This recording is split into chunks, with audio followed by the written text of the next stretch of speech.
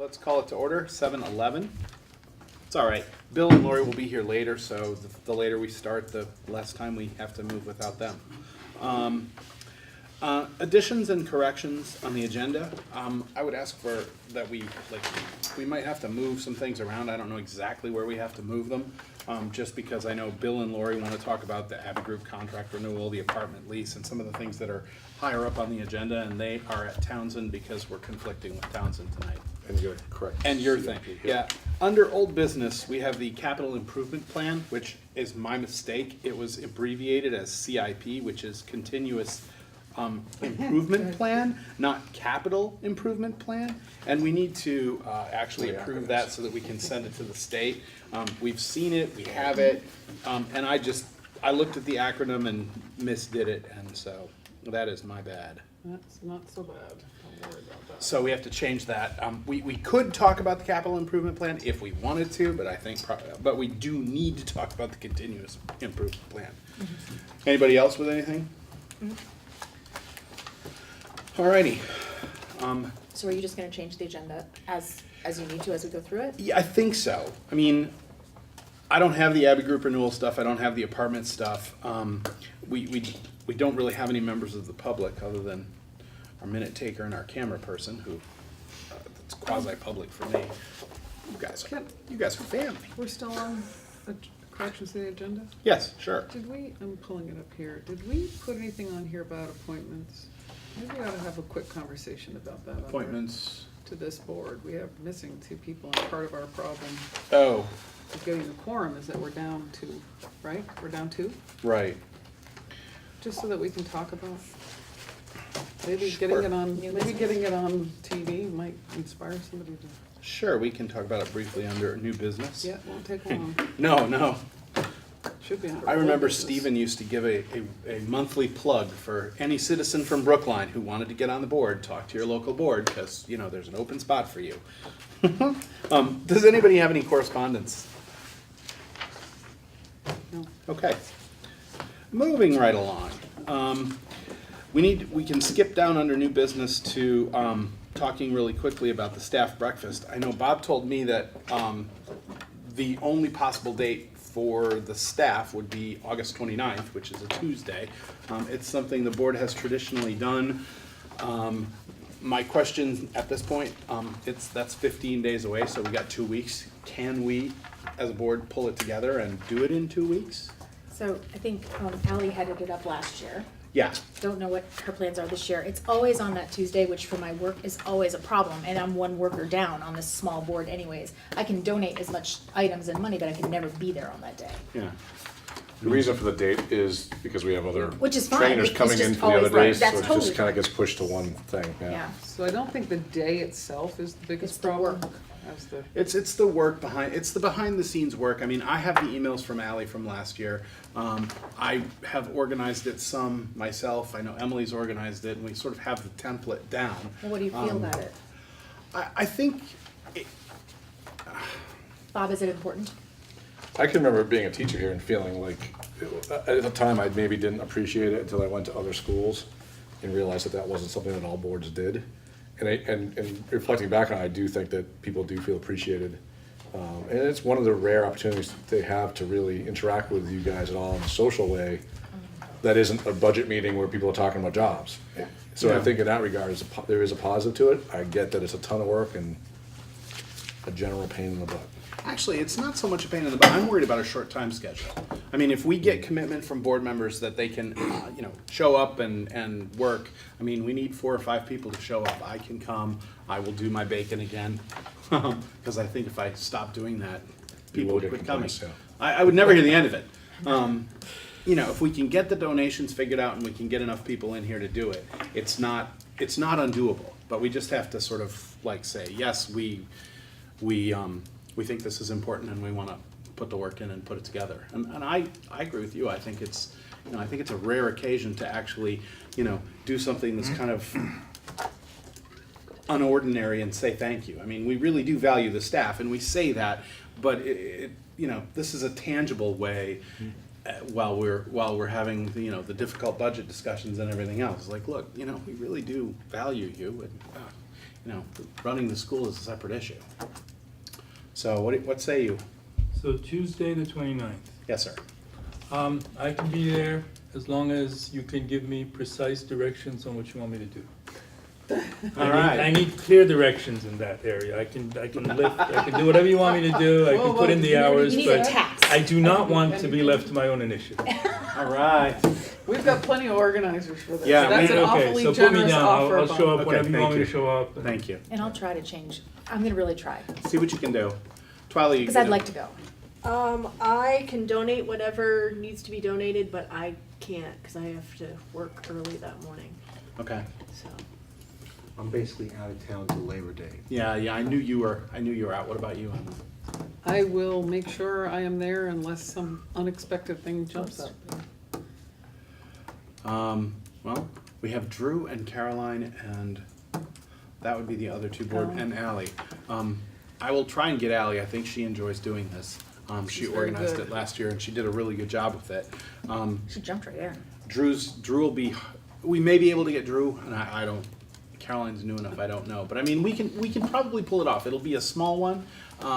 We're gonna have to lean on people to donate like pre-made stuff. You know, you're gonna have to make like breads and muffins. Fruit salads are a big seller. Yogurt is always good. So the challenge has always been around someone being willing to do the pancakes or Yeah. waffles or whatever it is that's decided to go along with your bacon. Yeah. So, Um, that's the commitment. So Well- like, that's kind of up my alley. Hey, Bauman, can you cook pancakes? Whoa. Yeah. Can you really? I So, can't just so do it's that. not just cook them, we have to figure out a way to pay for the ingredients for them. For the years that I did it, I just did it out of my pocket, but I don't think anybody. We're that talking was making a shared. batter for like 100 pancakes or something like that? It's what, 50 or 60, 70? We Support can staff get- was also there, I think. Yes, there were. I think, well, there's probably 60 to 70 people, total adults, who come through the building on a daily basis. I don't know whether they're all, They that won't all includes, show up. they won't all show up, but that includes people that are part-time, and I mean, that's kind of the About work. 5 pounds of flour when I was doing pancakes for this breakfast. Yeah. Yeah, we've had it like where people just buy box mixes and make, 120 pancakes. Howie had his own secret recipe. Allie, I think, had a scratch recipe too. The year I was in charge, I bought like Krusty's pancake box mix and just whipped it up because that's about all I could do. those were So, good, too. and those were they were delicious. If- Whatever you want to do. We'll have, we'll do the maple syrup, the butter, we do usually a Right. frittata or two. Someone has to be in the kitchen flipping them, and it sounds like Bob is willing to do that. That's Yeah, a I'll be big happy deal. to do that. All right, and I'll be in the kitchen with bacon and direction. And can I just say that as much as it's a generous gesture, I guess, from us to the staff, I think it's also a really important experience for the board to actually get out and connect with the staff. I mean, it is really important to me to meet the new staff members who come in, and that's the place I meet them. Yeah. And just make that connection, especially if you don't have kids in the I was school gonna say, like I bet me. if you don't have kids in school, it's helpful. Yeah, Oh, yeah, it's before really my good, so kids- it works both ways. I think it's Yeah. important. Before they came here, that was the only way I knew who the teachers were. Yeah. So, all right. Thanks. I'll be emailing you all, and we can work it out from there. Thank Do you you. want to give me like 8 o'clock, kind of, I mean, what's the timeline to shoot for? What Just time so I would can you let like? teachers know. You, I mean, You if tell 8 us. if something like 8 o'clock is doable, then they can kind of come in, Yeah, eat eight's- breakfast, and then go do you their say thing. what time we need to be ready to serve, and we'll be there. Yeah, if eight's Yeah, doable. Eight's fine. We usually start around 6 then and put it together. Yeah, whatever works. Oh, that's awesome. 6:30. Okay. Okay, thanks. Thank you all. guys. I'm glad we're doing it. I enjoy it. All right, so, appointments to the board. We have a vacant seat from Newfane and a vacant seat from Brookline. If anyone knows of someone who wants to serve on the board who lives in those towns, all they gotta do is reach out to, the Newfane board chair is Ken McFadden, right? Yep. And the Brookline board chair is, Dot. what? Dot, Is it Dawn? I thought that was off. I thought she was off. or it's David, but Dot's been running it. I thought Oh, she I'm was sorry, select the board. select board. Yeah, she's select board. I actually don't remember who the Oh, Brookline yes, yes, chair you know is. who it is. Is It's, it Alicia? I think Is it's it Alicia? Alicia. Alicia O'Donnell. That makes Yeah. sense. It's not, she's- what's the I'm one not with the sure blonde she's hair? It's not her. But anyway, Well, Sherry. if you- Sherry, still it's on. not Sherry, no. Okay, yeah, I mean, reach out to Ken for either position, because the Newbrook board runs joint, and he can put you in touch with the right person, but, Part of the question I guess I have is that it's really important for people to understand, this is a temporary position only because this board is no longer functional after a date certain, when the merged board takes over. Which is when? Do we have a firm date on that? July 1, 2019. 2019. July? July 1, 2019, the merged board takes over running the new district. So that leads me, thank you for the question, because that leads me to the next question. For those of us who are up in March of 2018, That would be me. and me, you and I, and we're the only two living Yeah. people besides. And I might as well say I will not be running again. So that's why I wanted to have this conversation, because what really concerns me is that, you know, there's not only 2 vacancies now, but we could see considerable vacancies coming up. And so I think we need to have this conversation both at the merged board level and at the elementary and high school board levels, where, so when Bill comes, maybe he is coming, right? Yes. We can have that conversation, because we could have considerable issues, because you're on a little longer, but. I'm on through this, Yeah. but so, we can talk to Bill about that. Is there any, do we have any options around that? I mean, Does I the don't, merged board have any interest in? Well, there's always, I mean, we could see if the merged board would be willing to take Leland and Gray over earlier. I mean, we could cede control, I think, but we'd have to check. I honestly don't know. I don't know the parameters, but I think I've been sort of pushing this issue with Bill a little bit, and hopefully he's looked into it a little bit, because I've been so concerned about us not having quorums at our meetings, that we really need to be talking about the transition, and how we're going to oversee this process as we go through, if we're gonna be losing board members and not getting people to I talked to several people from Newfane, and no one really wants to be on just for a temporary position, it seems like. I've been trying to reach out actually to some former board members, thinking, okay, well, they've come with a little experience, but, you know, it's hard. It's hard Yeah. to make that commitment. People are not excited about it. How about, are there any members on this newly formed joint board who might want to serve on this board too? I mean, it's That would make for a smoother It's transition. possible, I haven't asked, we have Fiona Chevalier's on from Newfane, and it's possible, we can ask her, but I know she's really busy, and part of the reason she ran was, you know, And I had talked to her about Limited it time already, consideration. and I'm pretty sure she doesn't wanna do both, just a lot of meetings for her. It is a It's- lot. I mean, that was my impression when I spoke with her yeah, about it. she's got young children. Yeah, no, I It's worth a don't, try. you know, we could also, I know Alicia O'Donnell is the Brookline rep on that board, and I don't know if she's interested in adding another board either. And we only meet once a month. It's not like this is a huge, Well, yeah, everybody's schedules are full, so it's hard. But, you know. Anyway, I just wanted to make sure that we're aware of this challenge coming up. So we're Okay. gonna have the conversation again when Bill gets here, is that? We can talk to Bill about it. We Or- can or ask him even if he you knows can- anything about, As long as you know, Joe, I'm fine with you even talking to him about it, but. okay. All right, so I knew we wouldn't have any students tonight. So we don't have a student report. We do have a Bob report. You've circulated it early, Bob. If there's things that you'd like to highlight on there, or, talk about the discipline thing that you, you gave us here, that would be, whatever you'd like. Actually, I think the thing I want to highlight the most in an unofficial way is the radon work, because I know that's been a big deal, and you guys have been monitoring that, and the building committee that's been monitoring that. They did an additional, they call them a drop, which is the pipe that they drill down and suck the air up through. They did an additional drop, one in the weight room and one in one in the water storage tank room and one in the music room. And we've been measuring it with a handheld device, not using the official, overnight testing that the plumbers did before, but using just a handheld device. And we're getting levels on D level that are below 4, which is the line. That's good. Additionally, and this one is definitely unofficial, they ran some tests here in the library as well, just because on a whim, And talking with Ed, I said, well, if the results are lower downstairs and there's nothing migrating up, maybe the upstairs isn't as bad either. And the library was also below 4. And I was out last week on vacation, and obviously today was in Montpelier, so I haven't talked to Ed in over a week. I don't know whether they've done the official test, and he was also gonna try to stick it over in B5, which is the room back towards the bank. So I don't know where we are with that, but it could be that we are okay, below 4 in all areas. But we'll wait, and I'll provide you guys with the formal reports once we have the finalized testing done. But I think that is, we're very hopeful. And that's again, within the summer, you would think, well, windows are probably typically open. Well, not necessarily in the school because there's nobody here. Yeah. So the windows have actually been closed. That actually helps our test results be more accurate. That's good. Yep. That's great news. So, and then on the bottom, I guess you guys can read a lot of this yourself. Well, just one new name I wanted to bring your attention to.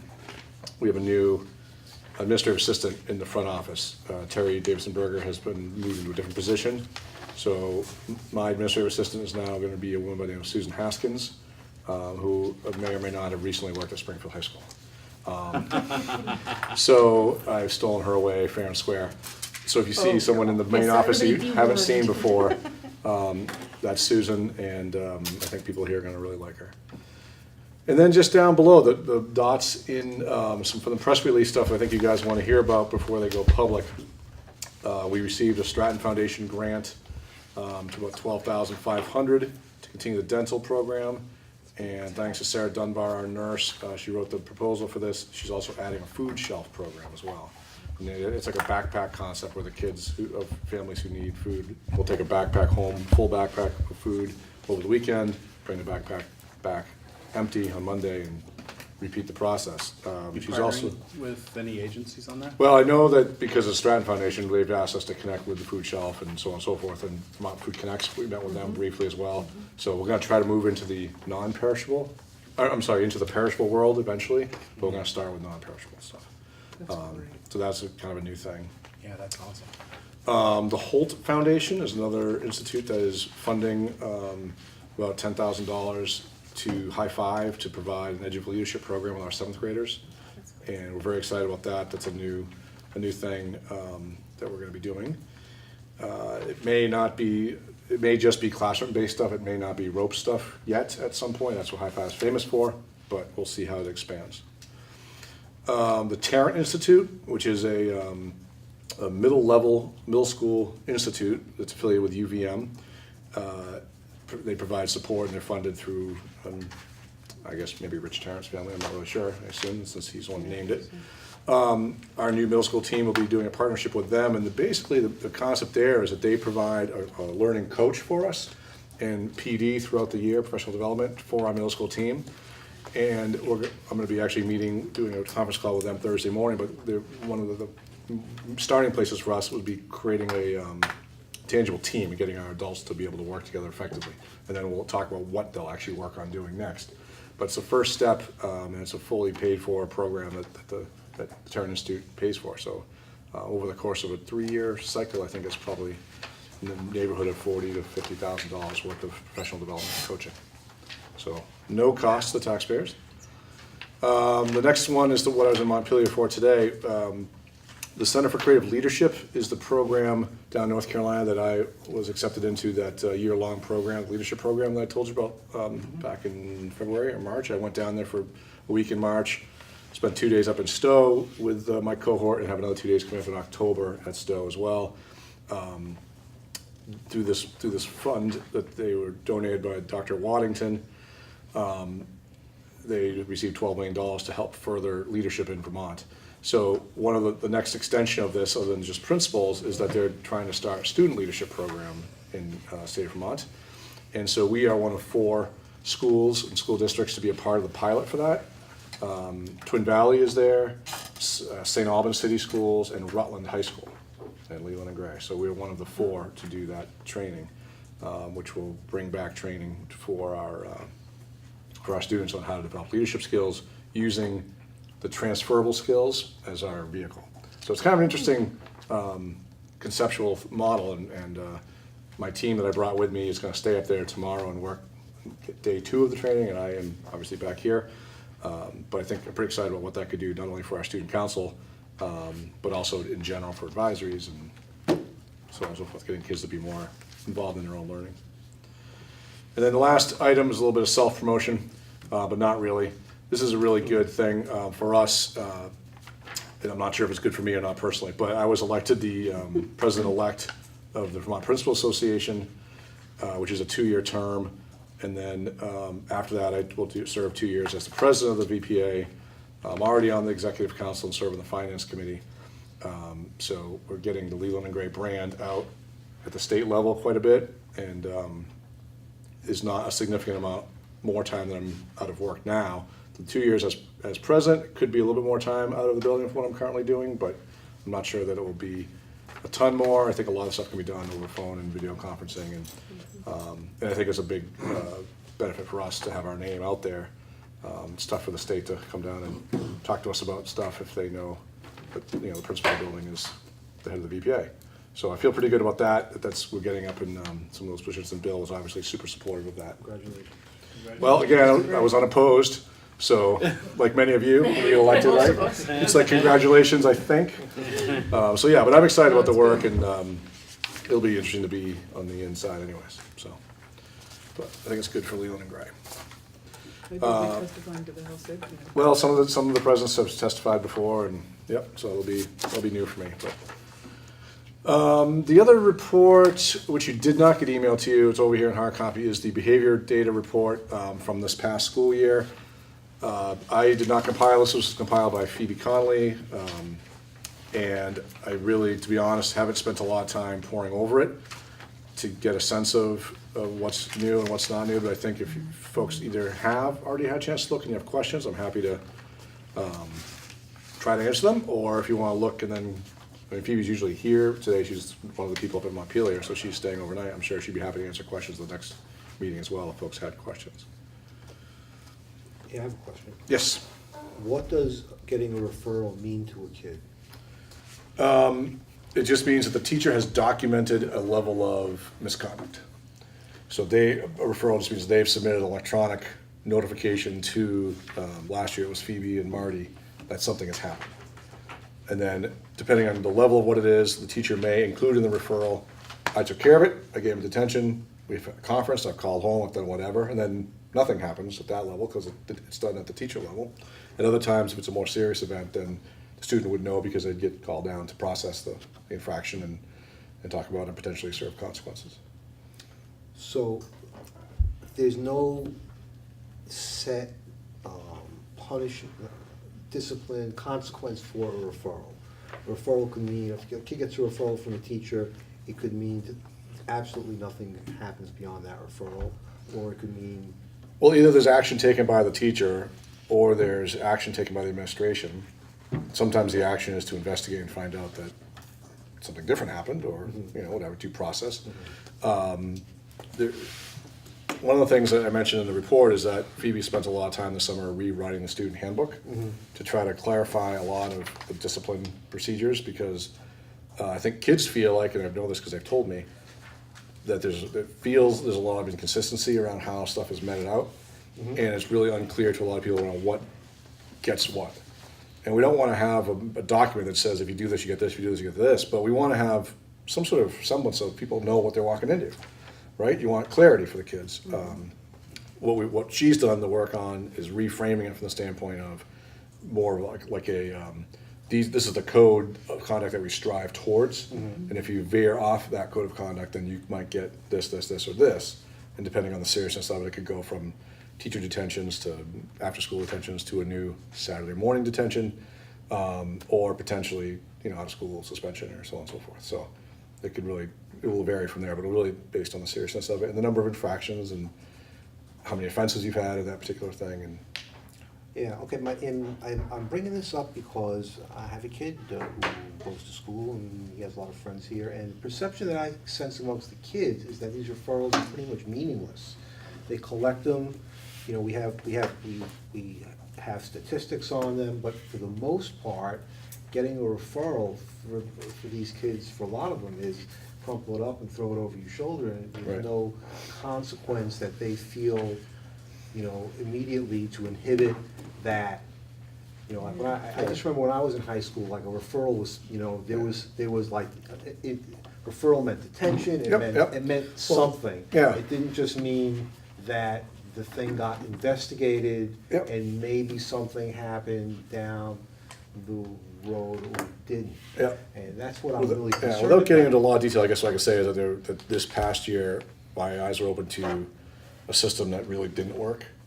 I polled students, actually had a conversation with a student in February, March maybe, which led to this discussion at the staff level. Did a survey of all students, did a survey of staff, ended the school year with one of those extra days that we had at the end where I had staff sort of captive audience. Spent a whole day talking about culture and climate and unpacked those results of those surveys, and then had grouped types of behaviors into clusters, and then had teacher teams sort of delve into what they wanted to see happen from a philosophical standpoint, as well as a consequence, more specific standpoint. And then we fed all that information back into spreadsheets, and then Phoebe used that information when she's been writing the new one. So there's been input from all parts, the students and the staff, around improving that system.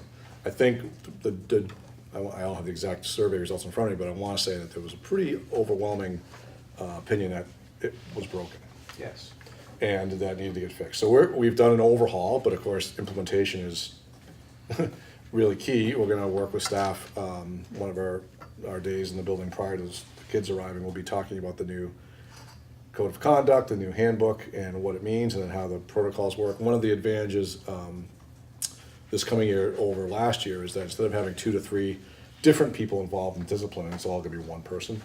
And so, when you have a lot of different people involved, not everyone always sees things the same way. And so what would happen to this student at this grade level might not be the same thing that happens down here at this student at this grade level. And while you want to have some differentiation maybe between middle and high school, we have to be thinking about it systemically and from a philosophical approach that makes sense and is consistent. So my feeling is that with the new handbook, with having one person being in charge of that element of the discipline side of things, that we're going to have a much cleaner approach. For me, who I wasn't super involved last year in overseeing any of this because of everything else I was trying to clean up and think about and in my first year, I'm going to be way more hands-on as well. And part of the process of that includes, and Phoebe's the person that's going to be doing, she's the dean of students for the year. Her office is now moved upstairs in the main office, right across the hall from me in the old business office, so that I'm going to be able to be there to mentor her as issues come up, and and obviously she's not an administrator, so she can't suspend, so I have to be involved in the suspensions. But I think we're going to see a great improvement in that, and I hope that when we do more survey results in the winter, that we're going to hear from students and staff that yes, things are dramatically different. I think it's going to feel a little tighter for a lot of kids and for staff here as well this year, which I don't think is a bad thing. I think there was a lot of laxness to approach from both sides. One of the other elements I think will help as well is that, and I think we've talked about this before, but maybe not, is that the students in the past have been able to have free periods or academies, and kids didn't have to fully schedule themselves, even underclassmen, which is not something that I'm a supporter of. To give seniors the ability to have a free pass and come in late or whatever, I can not thrilled with that either, but I'm okay with it. But all underclassmen are fully scheduled. We don't have, we'll have maybe 1 or 2 sections of academy for kids who really need it for study support, which is what it really ought to be intended for initially. It's not a holding tank. We're not going to have kids in and out of the library in a revolving door like we have had in the past. So I feel like that, as that gets tighter and the rule book is more consistently applied and it's better written and it has a, actual components to it that make sense, I think that feeling, my hope will go away. But we will reassess it, obviously, over time. Well, everything you tell me just leaves me more concerned because it seems like the whole thing is getting overcomplicated, and that's my beef with the current system. In other words, if a kid in my idealistic world, if a kid gets a referral for disrupting class, that should be an immediate, there's no, like, the next day, the kid should have a consequence. Oh, yeah. Lose his athletic, lose something, there has to be, and I don't, the more we, it's not complicated, you don't need a survey, you don't need a lot of. Well, the survey was used just to assess what the problem areas were But and I'm why. I'm just urging you to really cut to the quick. If the kid's disruptive in class and gets written up in a referral, it needs to be absolutely clear. The next day, there's gonna be some consequence. Yep. Because this past year, stuff like that, just, cutting class, being disruptive in class, these are two basic things. It shouldn't require a lot of, Fully agree. it shouldn't require a lot of study and argument. Yeah, no, that's not the stuff we were discussing, but I think you're right, and what I will say to that end is that this school is small enough to our advantage that in a place like Brattleboro or a bigger school where a kid cuts class, like, you don't know where they are. Yeah. Here, a kid cuts class, they're in one of 3 places, like, there's yeah. nowhere else to go. Yeah. So we know we can find them, and we just need to get them back to class, or give them a consequence, and then get them back to class. Right. But that's the thing, absolutely. But I guess what I was saying is that when you have different people being the ones responsible for implementing it, that it gets convoluted because not everyone's approaching it from the same level of fidelity, Yep.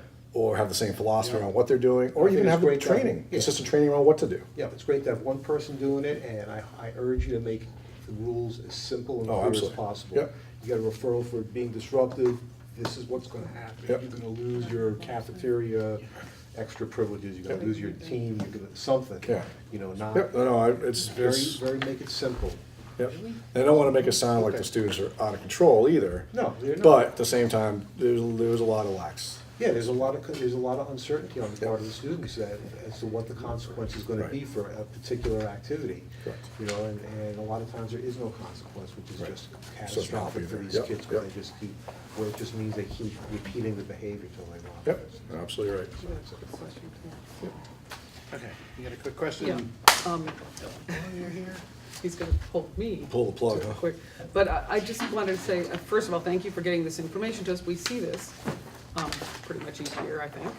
And what I don't know is whether we're seeing improvements. Right. So, in the interest of transparency and accountability, at some point down the line, even if it's not until next year, because I'm not trying to tell you what you need, but and I hope that the board would like to see some long-range comps, look right. at this to see where, Yep. whether we're seeing improvement in areas. She And- did on the bottom of the first page show some specifics that she noticed that jumped out at her. Yeah, But that's really the only comps that were right, and it didn't provided. really give enough to me. So, and then I would just say the suspensions, I know we tried really hard, I'm assuming we tried really hard not to do out-of-school suspensions. It's not a good thing for any child. Right. I understand there needs to be out-of-school suspension sometime, and I'd like to know specifically, whether that's increased or whether we're decreasing that sort of thing. That's really important. Thank you. Yep, absolutely. I would say that 9 for the total of the year Yeah. is, I think it's less. well, What's I just, the year what I'm before? saying is that's Yeah, really low. But I'm not looking at last year to this year, I'm talking about a trend Yeah. line, and when I glanced at this, it seemed like everything had improved, Right. but I couldn't But- really say. But I everything think hasn't. what Howie's point is also Right. true, that Right. there's some stuff that probably wasn't being dealt with, and then thus it looks like there's fewer consequences. Right. I don't know. Yeah, so I think it helps all of us. Yes, agreed. So thanks. Yeah, you can get lost in chasing statistics and Yeah. figures, you gotta really go by what's going on, what do the kids What's the feel like? What's the feel like? Are the Yep. kids getting, Yep. is there a prompt, consequence for misbehaving, or is there not? Right. And Yep, that's no, the you're absolutely bottom right. line. Yep. And then the other thing from my report that this is something that is really more in the budget development realm, but I did send out some data for you guys around programs and costs of programs. I don't know if people have questions about that, or whether you want, if there's I don't know, there's a budget section, you wanna save it for that. Joe's your, I look at it as background for the budget, really. If somebody has a specific question about something, I guess, we can ask it then or now, really. But I just used it as additional information for the budget discussion. Anybody got Yeah, something not in there sure they wanna how- ask about? Didn't really help me. Okay, yeah. Okay. Thanks, Bob. yep, So, Bill and Lori have joined us. We can jump back up. This is the jumping around we were talking about. Thank you for doing that. To the beginning of new business. We need to renew the contract for food service with the Abbey Group. Yes. You have that contract? As we do every year. Yeah, we do it every year. I don't have the contract. Oh, I think I have. And it's basically the same, right? The costs Yes, are the it same, hasn't there's nothing changed. different, the terms are, the same thing we've always Right. done. It's for the Sit state. at the big kids table? The big kids table? Well, I didn't want to sit in front of Howie because he was talking, so. Okay, this is from the Abbey Group. And you just need to sign there. You need to make a motion, I guess, to sign. Oh, that's the Wyndham Energy Oh, sorry. Energy Policy and Conservation Act Contract Addendum? Oh, This okay, is the food management. yeah, Nope, this is all the food. okay. 14 board sign, yep. It's just weird that it says that on the top. Yeah. Yeah. That is weird. I can ask No, Deb it's- Mears about it, but I believe it is, I mean, all of I the mean, paperwork, this should be taken off probably, Yeah, because you it's can pretty X it clear. out. I would cross that before we sign it. they just may have, because- they sent this to her, so, I don't understand what, I think we need to know what that means. okay. Comply with the Energy Policy and Conservation Act. Which might I be don't, part I of mean, it this. may be part of it, and we should know what it is before. Yeah. Maybe it is correct. Well, there's 2 of 2. And then we go to 23, disclosure of lobbying activities. This is like just more 23, 24, 26, 27, 28. There isn't, we're missing pages in there. No, you've got them over here. Oh, okay. Okay, Please, go ahead. yeah. Okay, so as soon as we straighten out this contract, this is really the same. Maybe from the lobby. This is the 3rd renewal of this. There's a $7,000 administrative fee. And Abbey Group runs the kitchen.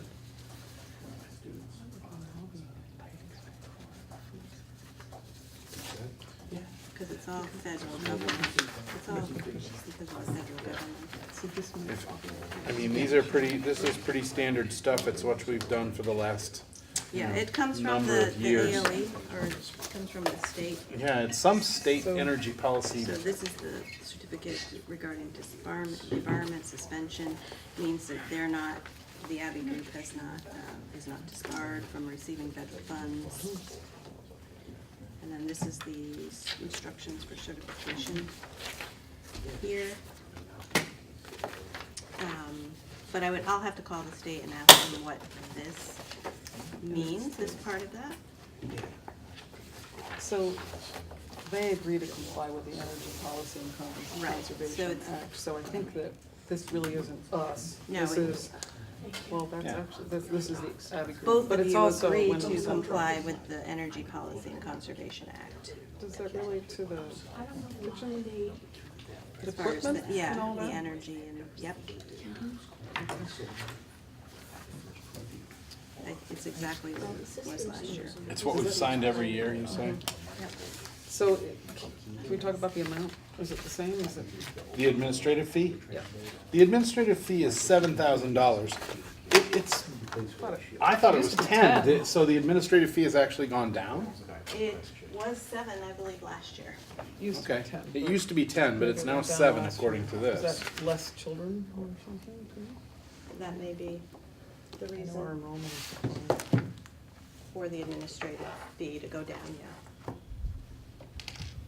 Right, because we pay so many kids. So, in the interest of moving this along, so you can discuss it, I'll make a motion to,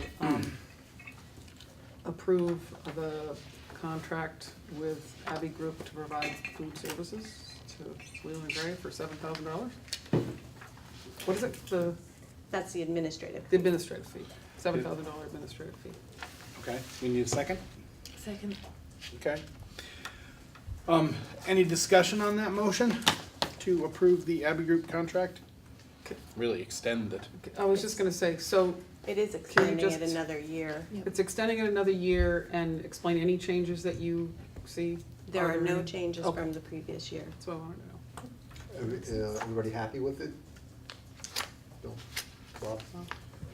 Well, let me ask this, this is an annual renewal, is there at some point a bid process? Right, and we're not in that yet, but each year the state requires that you do an annual Annual. renewal. All right, how far are we from the bid term? I Is it believe every it's, 3? not next year, but it'll probably be fiscal year 20 when, Yeah, I think we timed it out right? Is it every 3 years? to do the July 1st. I think this is 5. Okay. It's either 3 or 5. Mhm. 3 is the short. Well, this talks about the I guess I third would- and fourth renewals. There's a checkbox on the form, so Right, it might I be think every it's- fifth year. I think it's 5. That would be So my I guess guess. I would just suggest having it on other boards as well, that we consider the bid time when that's allowable, to see what else is possible. Not that I've heard tons And of we did. complaints, but I think it's just good to check it from time to time and compare. Yep, absolutely. Oh, we have to do a bid. You do- Right. Absolutely have to do a bid. There, as far as what I'm hearing from the past, there hasn't been any other bidders besides Abbey Group.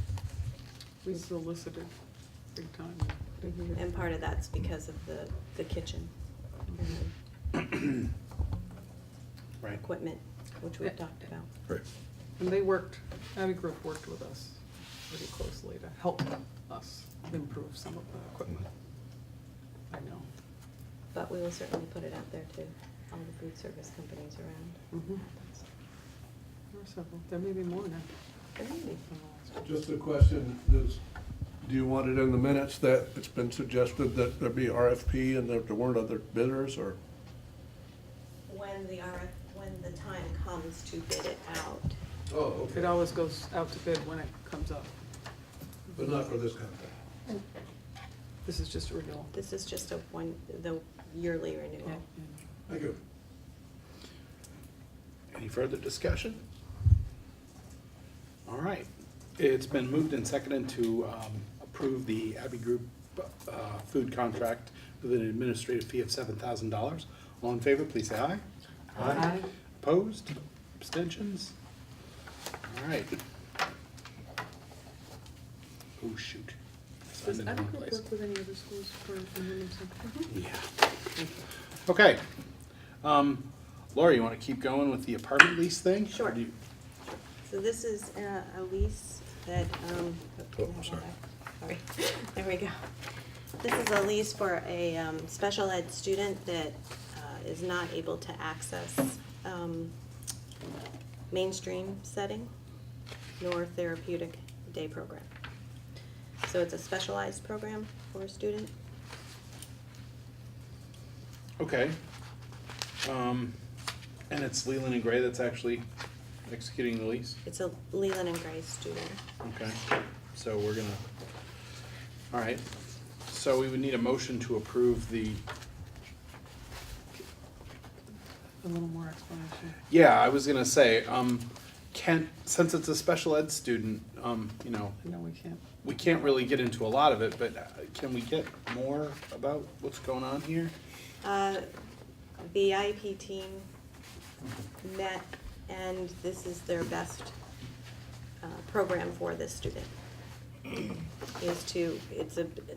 It's a single program for that student, but it's a specialized program, and it's off campus. Have we done this before?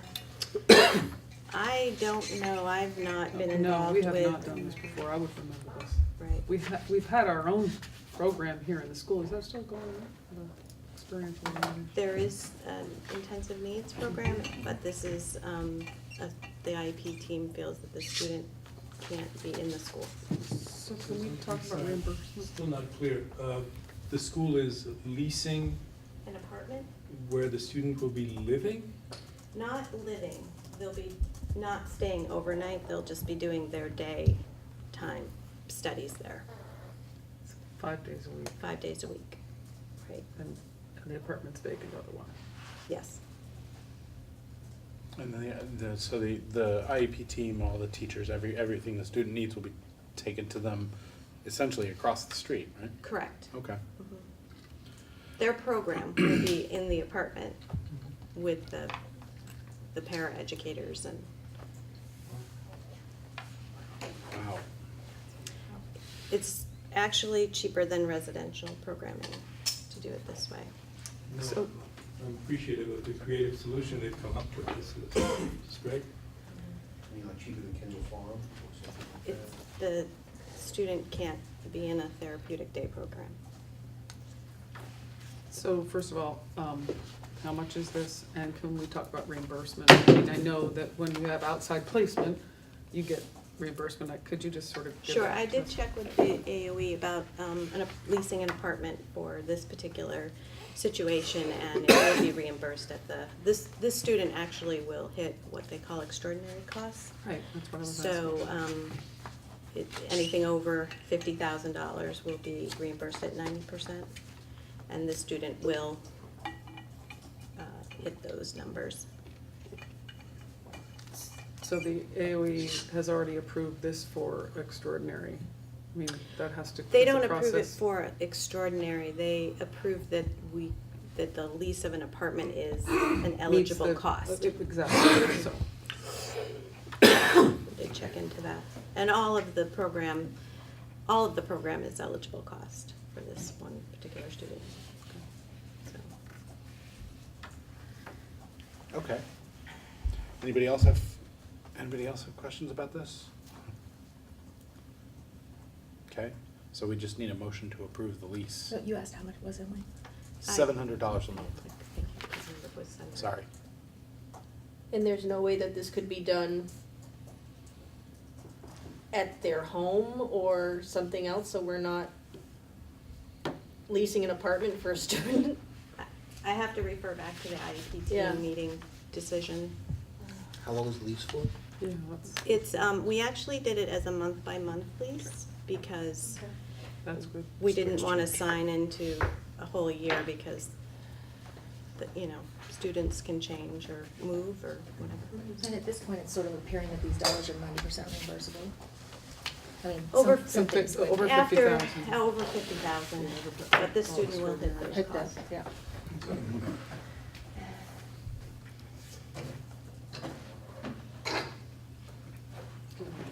Yeah, we need a motion to approve the lease. Move to approve the lease. Second. Central. Yeah, I don't know how we want to delineate the lease. Move to second. Kelly, Second.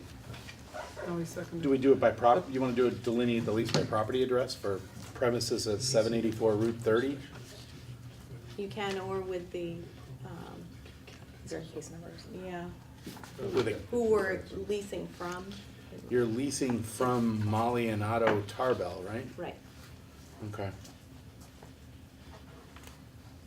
Okay. I think that naming them is fine for that Okay. purpose. You want the address in the minutes? Sure. 7 what? 784 Route 30. Thank you. Okay, so now that we've actually got a motion and a second, is there more discussion? I mean, we kind of put that ahead there and answered most of the questions.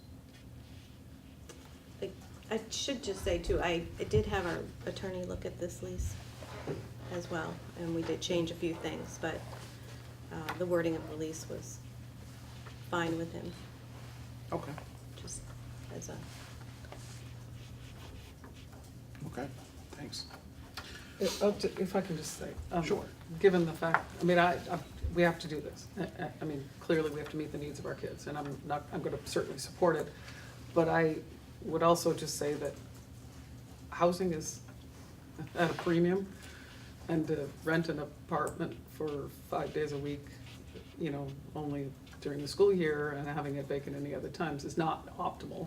And it would have been great if we could have found something. I'm sure that there were a lot of location where we could have done something that didn't take up an apartment just during the day. yeah. During the school year. This will probably be an all-year-round program, so it will probably go through the summer next But it summer. won't be evenings and it won't be weekends. It Correct. won't be during vacations. It was also, I think, Stephanie worked really hard, the special ed director, to find a place where she could get a month-to-month lease. Yeah, That's that's not great. always easy to do. No, because we know that that's, Right. yeah, that's a real So bonus. that's a driving factor. Absolutely. of- No, I appreciate that effort. So thank you. I have one question. Is there any way that there could be another opportunity to use that apartment for, I don't know what, but something during the days that that student isn't occupying it for school? I would have to talk to Stephanie about that and Okay. see. I mean, like I said, I have no idea, but at least if there were other Mhm. uses, I mean, we have to do it, and I understand that, but it just seems like. An Airbnb during ski season. There you go. Weekend Airbnb. I'm thinking there like you go. tutoring and after school in the evenings. Yeah. Just trying to profit, Lori, come on. Laughter, cooking classes. I do appreciate, like how he said, the creativity around it, anyway. Yeah, We do want to meet the needs of our kids. we certainly do. All right, so it's been moved and seconded to approve this lease for, with Molly and Otto Tarbell for 784 Route 30. All in favor, please say aye. Aye. Opposed? Abstentions? All right. Would you like the names of the renter, the landlord in there? Well, just something to delineate the lease. I'll leave that to, I think it's fine to have the Just have the landlord price and and the the premises in there. Address. Yeah, less is better. Okay. Okay, so that gets us through new business and the principal's report. Bill. Yeah, so, in respect of essence of time, you know, I don't have anything huge to report. We've had a very nice beginning to our second year of our team working together. We have 3 new principals on board, a new director of special education. Almost the entire leadership team attended the Vermont Principals Association summer conference. Bob and I got to attend a workshop on proficiency-based learning, which was extremely eye-opening for me, and just understanding the global nature actually was really fascinating. We have 4 members of our supervisory union that are all moving forward for alternative structure under Act 46, Wyndham, Marlborough, Stratton, and, just 3 of them, sorry. Wyndham, Marlborough, and Stratton. And they're all taking different paths. Marlborough is doing a path to go in front of the State Board of Education to propose a 2x2x1, which became possible under Act 49. And so they are going to be finalizing that this month. Wyndham meets every month after their regularly scheduled board meeting as a very active alternative structure group. And they are putting together a presentation that they will be presenting to the State Board of Education. They hope to submit that prior to November 30th of this year. Stratton is involved in a study with Winhall, Sandgate, and Arlington to look at a possible 3x1, which also was possible under Act 49, where the 1 is actually Arlington, which runs a pre-K through 12, and 3 non-operating districts of Sandgate, Stratton, and Winhall. And so they are on a very accelerated timeline. They are working with Dan French as their consultant, and hope to get that finalized by the end of this month. So those are all kind of August? This month? end of August, Wow. yes. That is exciting. I was able to participate in a focus group for the legislature, which is studying Rule 2200. And they invited up special ed directors and superintendents from supervisory unions that have a wide variety of operating structures. We have almost all the kinds of operating structures. So it was a fascinating, I really got to learn a lot. I listened a lot. It was really the idea of what is the responsibility of sending taxpayer money outside of the public education system. You should mention about what Rule 2200 is. So Rule 2200 is, I'll take my best stab. You can help me, Emily. Rule 2200 talks about how independent school services that would occur, that are assumed to occur in a public education setting, how to define. So for example, special education services. Public education, a public school has to provide all forms of special education. That is not currently a requirement of independent schools. So Rule 2200 looks to clarify that. When you go to a public school, you are guaranteed to be accepted because and that is not the case in an independent school. So it's looking to clarify those questions. And then the third, so it's really special education, getting into schools, and then talking about the public taxpayer dollar transparency. So we all do audits for public schools, and that is currently not required of public school dollars that go into an independent school environment. So it was really interesting to hear about the competing demands of money and requirements, and I think the legislature is really trying to tease out what is in the best interests of taxpayers and students of Vermont. And so I think a preliminary report is due tomorrow, the 15th, and then a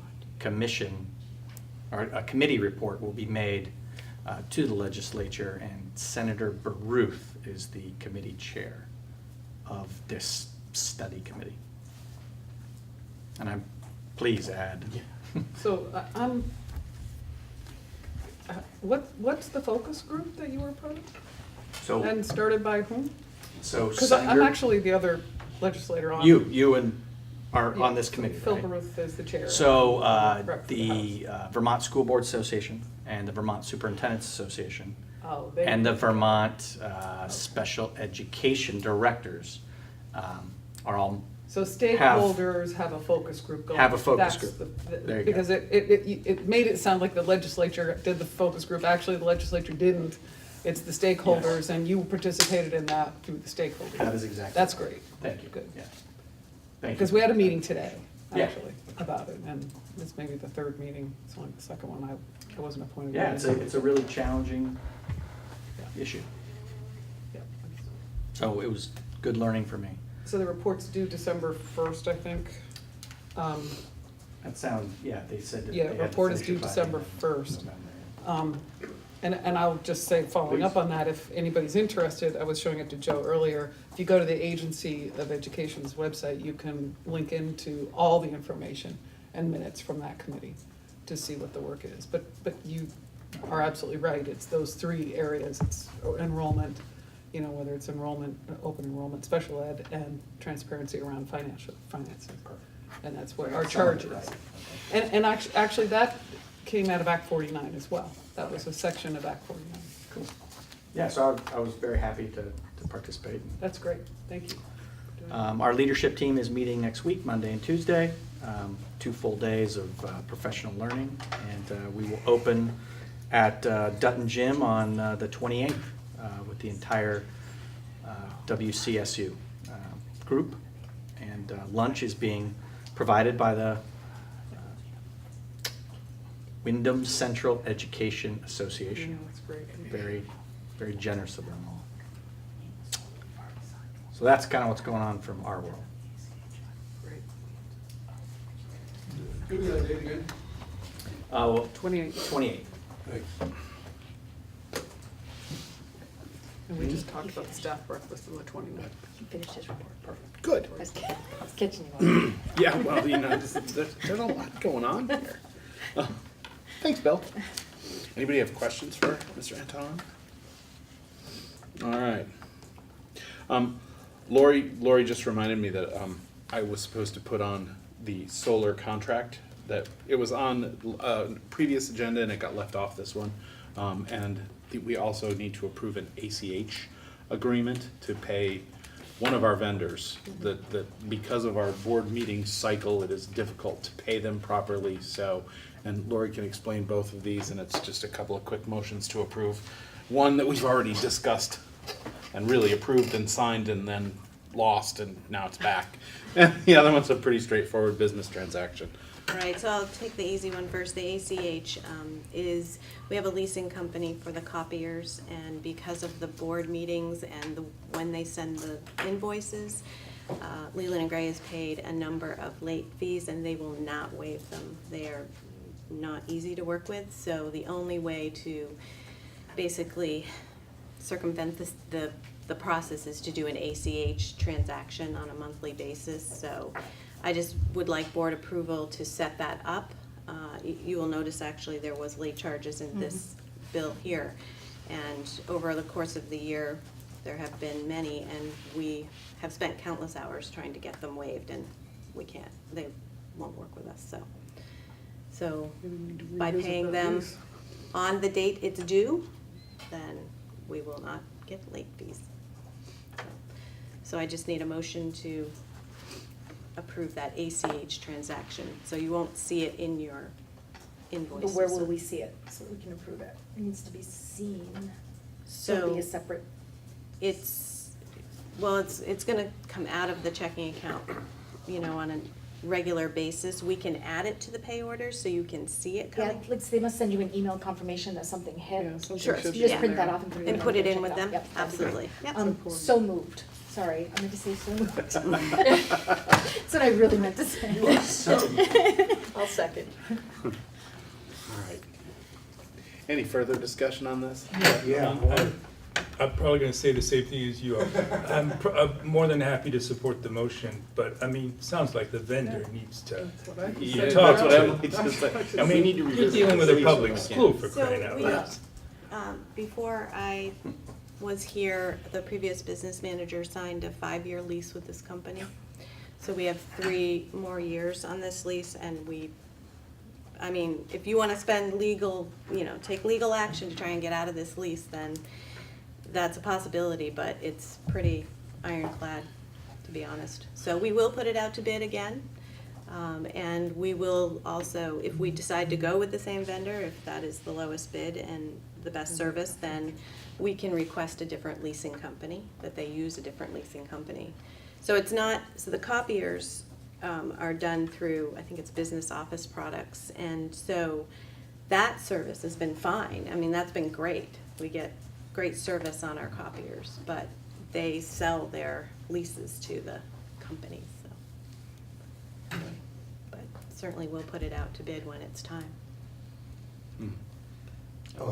Please tell me we're at least getting a good deal. Has our attorney looked at this? Are they allowed to charge us these late fees?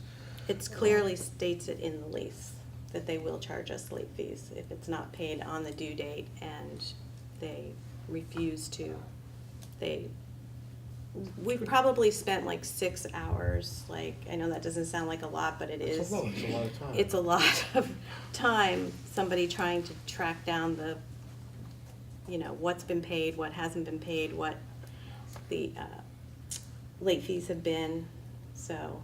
Because there are a lot of school districts that would just refuse to pay the late fee and come sue us for it, and that's all there is to it.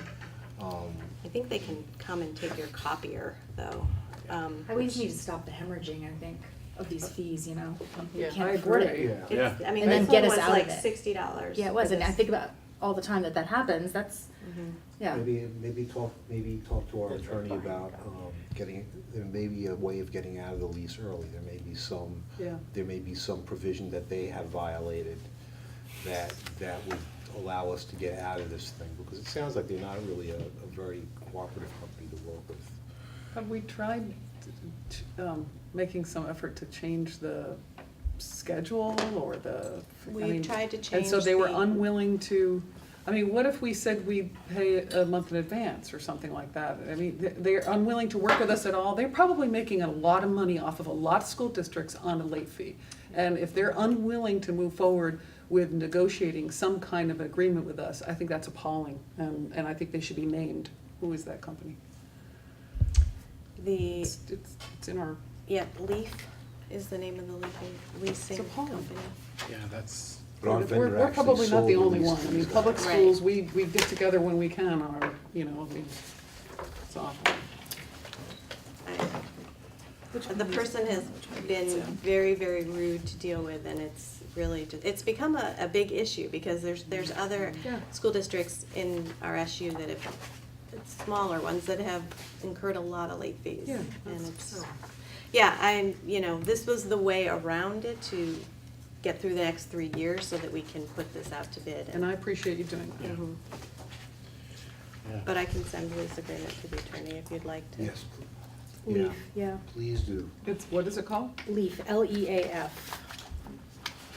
Probably an acronym for like leasing, education, something, finance. I can't tell you what the Who knows? acronym is. Yeah. But the F stands for fee. Yeah, there you go. Good luck, Stuart. I'm just trying to shut down the additional. Yeah, I no, appreciate your efforts on it, along with the 6 hours or more spent trying to fix Yeah, this. it's just not a your fault. straight up leasing company out of Cincinnati, Ohio. It's just a finance company that make Yeah. all their money on fees. Yeah. It's just how they do it. Yeah. Yep, Yep. No interest. lesson learned. All right, so we all agree that this is, usurious and we need to get rid of them, but we still need to pay them ACH for now. So it's been moved and seconded to approve this ACH agreement. All in favor, please say aye. Aye. Opposed? Abstentions? You got it. Okay, thank you. So That's the next, easy one. That was the easy one. We were all pretty appalled, I'm yeah, sorry. well, we have been too, to be honest. I know.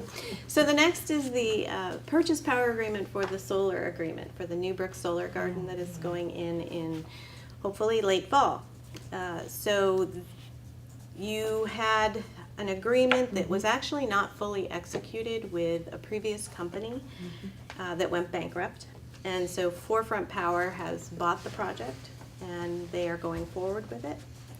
And so this is the agreement that, of Leland and Gray's portion of that project. So I have, you need one? You don't need one?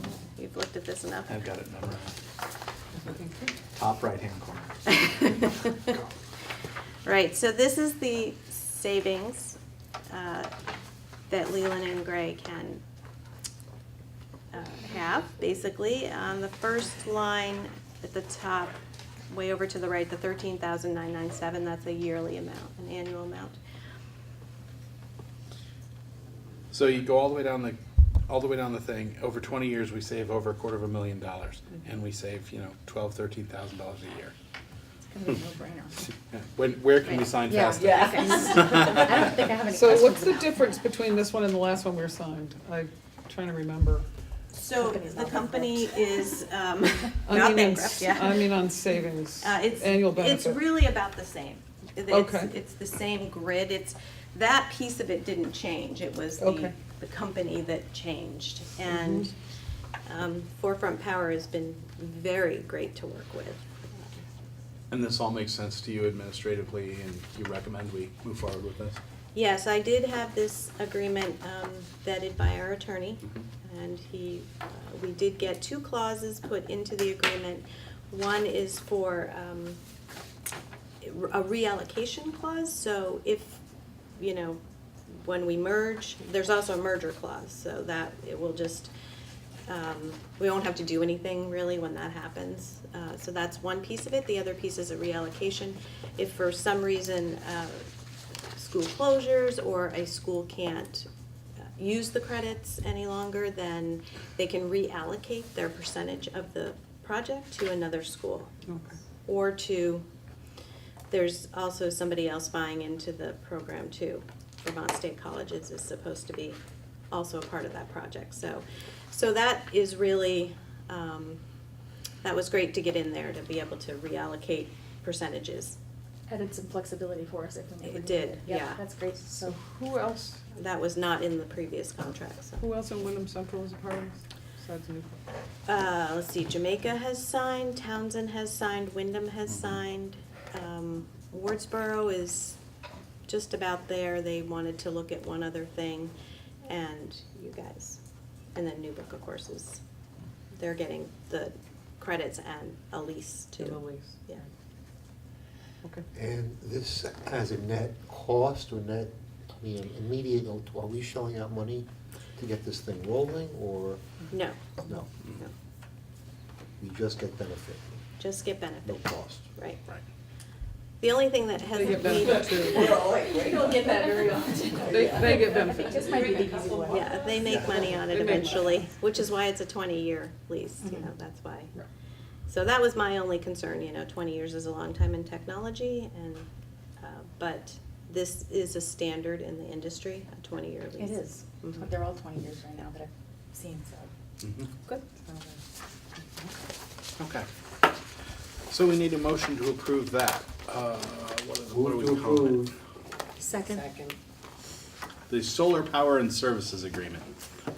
Yes. Howie moved it, Kelly seconded it. Any further discussion? All right, all in favor of approving the solar power and services agreement, please say aye. Aye. Opposed? Abstentions? Motion carries. All right. Anything else? Just need to sign it. Okay, yeah, I'm gonna have you, I already signed one in the wrong Okay, place, all so right. afterwards we'll sign. We'll sign, okay. Okay, all right. Joe, before you move on, there's Sure. one last thing I wanted to mention before we leave the reporting part. There was a vote taken at one point in May, following an executive session around a student matter. Mm-hmm. At which point during the vote, part of the vote was to direct the administration to rewrite procedures around drug and alcohol and co-curricular participation. I don't have a draft to show you right now, but I have a draft. The committee is reviewing the draft, and we have to have this wrapped up before Thursday, because soccer opens on Thursday. So we'll have it in place before then. So I'll be showing you guys a draft, or a final version after the procedures have been accepted. But they're procedures, they're not policy. But I just wanted you to know that we have followed through with that. There was a committee developed, and we have a draft, and we'll, Those procedures are being presented to students. they will, before the preseason starts, Okay, yep. And they do take into account the difference between tobacco and drugs, and they do take into account the difference between middle and high school. Great. Good. Okay, good. So, and I'll give you the full show once we're Okay. done. Thanks. All about that. Thanks. Yep. All right. We're down to old business. We need to approve the continuous, not capital, improvement plan. We've, Did we discuss that? You mean the continuous improvement plan? yeah, the continuous, not capital, improvement plan, because I had it written as capital. I know Bob distributed that to us a while ago. June meeting? June meeting? Yeah, it was on for the June meeting. No. Yeah, June meeting. Yeah, June meeting. Yeah, we talked about the June. Presented meeting. it, talked about it, didn't vote, figured we'd vote in July, didn't have July's meeting, so now we have August's meeting. So with several months to look at it and think about it, has anybody got questions, or do we just, Been studying it, I'm sure. I was ready to approve it then. so we just need a motion to approve it? How's the- I didn't go to. Move to relook approve. at it, so I didn't know. Move to approve. I'll second Yeah, I mean, I can give you a quick, Great. 30-second 30 it. second. review. Great. So 2 goals, both aligned with the WCSU goals. Goal number 1 is on page 2 of it, was align the curriculum with state adopted standards in order to develop graduation proficiencies for increased personalization for students in accordance with the EQS, the Education Quality Standards. This is the work that we have to do. We're supposed to do it before 2020. We're gonna start, and we're gonna see where we go. But that's that work, and there's an affiliated PD that goes along with that.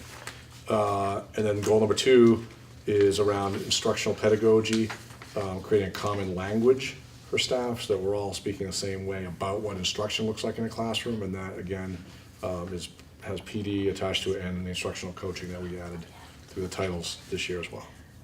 So that's the 30-second version. Great. Thanks, Bob. Yep. Anyone have a question on that? Okay, so it's been moved and seconded to approve the continuous improvement plan. Could you email that to us? Okay. Do you have it electronically? Did you I email it? did have it as a PDF. I don't know if I brought hard I'm trying copies to or find emailed it it on here, and I both. can't. I can email it. Dated May. I can thought email Oh, it it's to you dated again. May, maybe it's I earlier. think you sent it earlier than Yeah, because June. I'm looking in June. It's fine. If I can't find it, I'll email you. Yeah, if you I do thought want a you copy, just- I do have it in PDF, I can just share it to you, Yeah, so let me know. thank you. Okay, so all in favor of approving the continuous improvement plan, please say aye. Aye. Opposed? Abstentions? All right, the ayes have it. Thank you. Thank you. All right, on to the budget direction discussion.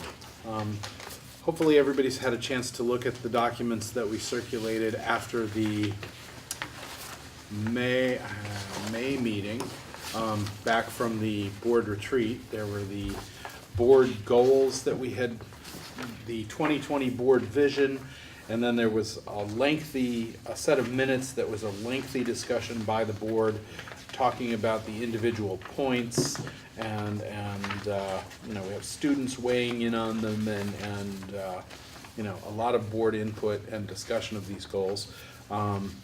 That, you know, that along with, you know, the current action plan and strategic plan of Wyndham Central, that gives us quite a bit of the, you know, it really gives us a way to look and see what we've all agreed is important, and it gives us that information that we've been looking for to sort of make these decisions. I mean, I was going through this, like, highlighting things and making little notes about, you know, things that made sense to me.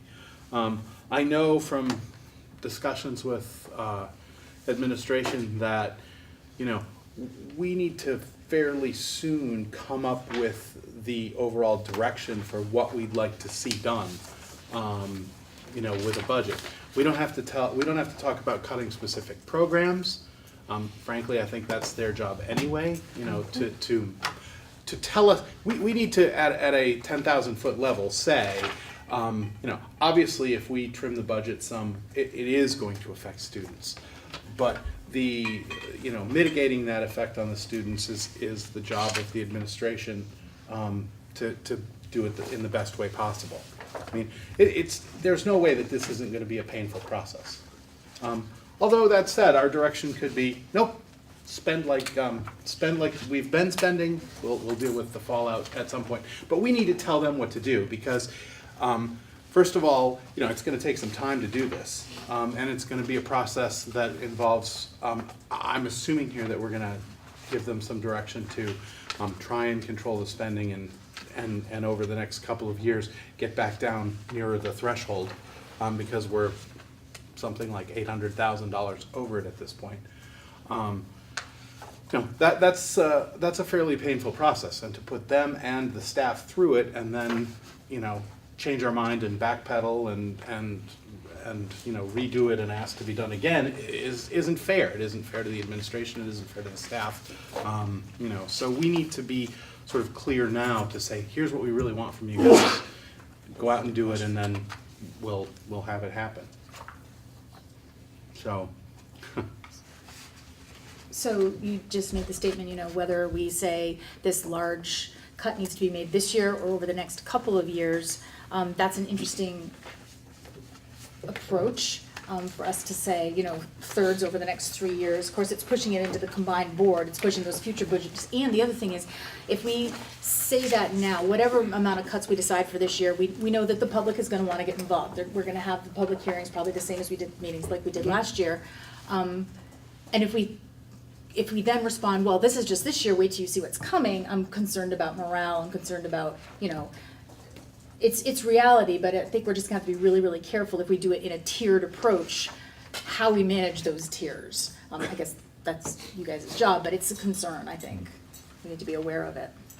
Well, I think it would be developed as a, you know, I think it would be better to do it in two, so that the combined board, so that the new merged board doesn't necessarily get handed a plan that they didn't come up with. So if we have two, So we would make two, do we have basically. two budget cycles before? Well, we have this one and the next one, and the next one's gonna be developed probably in combination with the merged board, because it'll be their board, their budget to run the year. I would say that probably both boards would have a hand in some of that development. What? Can, Bob, maybe you know, or we've looked at projected enrollment.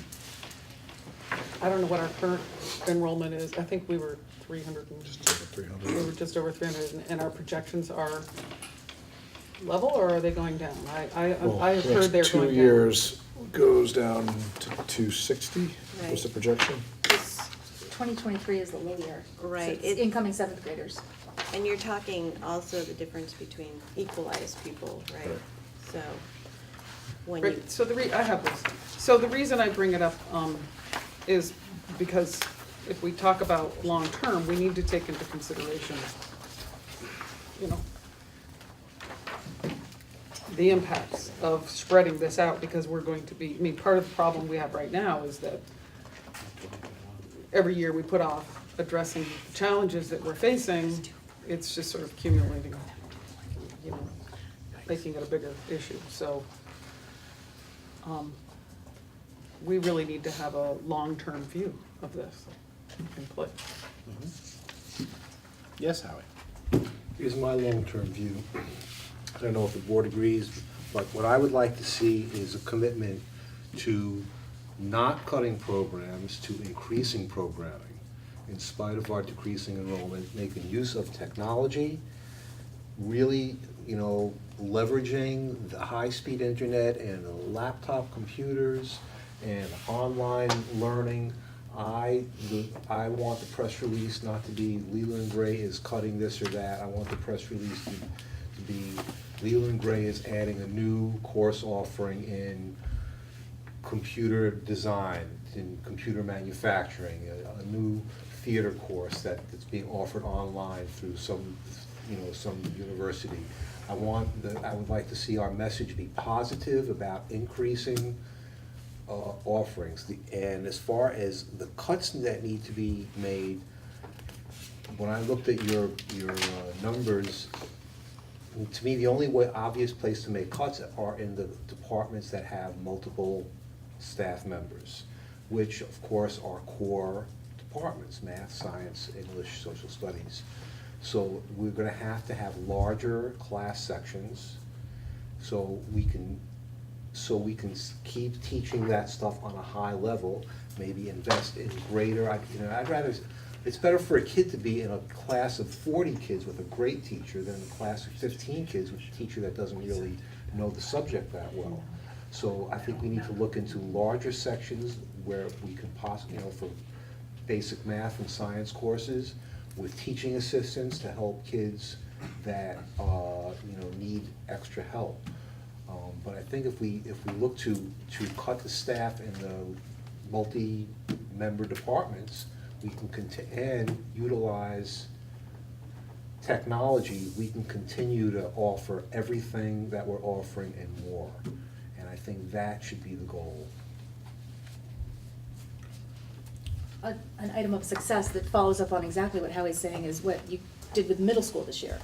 I mean, it hasn't started yet, but I'm really excited for the new program. It feels new and exciting to me, even though I understand there's less staff. So that approach works. I don't know how you can expound that, but that's a great positive example of how less is more. Well, and through that transition, we were able to reduce in the budget a science position, half-time English position, 2/3 math position, or 2/3, I think, math position.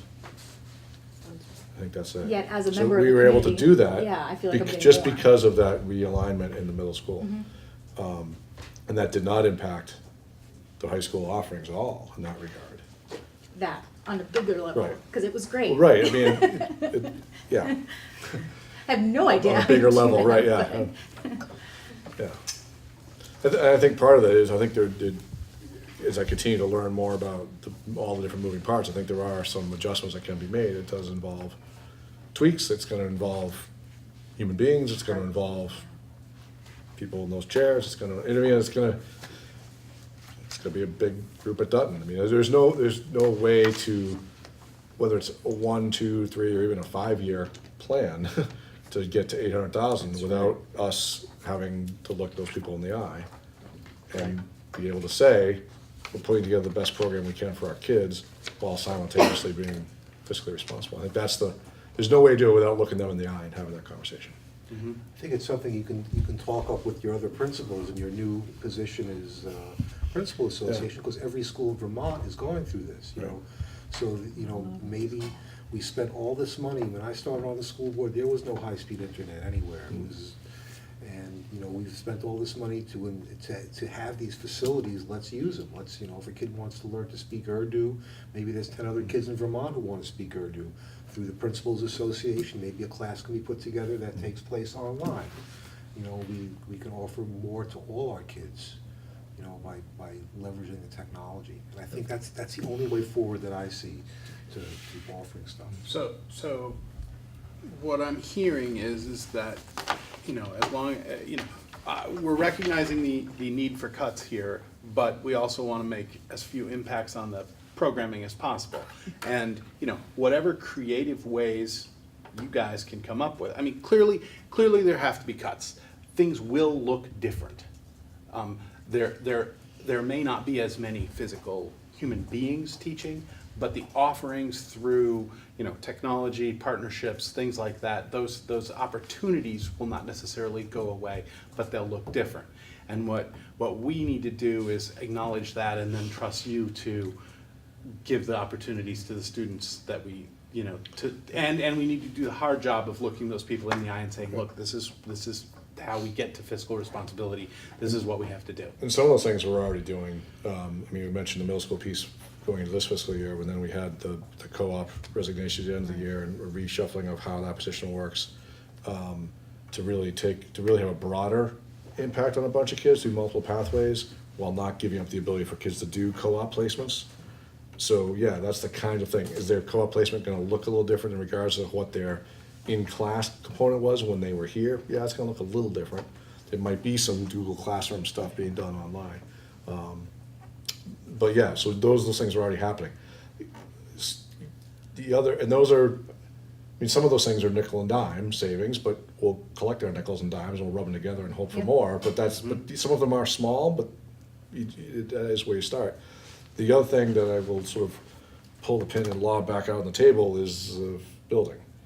And that's something that is gonna have to be talked about at some level around what is the commitment from the community to put money into the building and how much money is that gonna be and what's reasonable, what's not reasonable. I know I don't have anything to give you at this point because we're still exploring that, and Ed has someone coming in to do sort of a rough idea on planning what that could look like and try to build something for you guys to consider, or the committee to consider.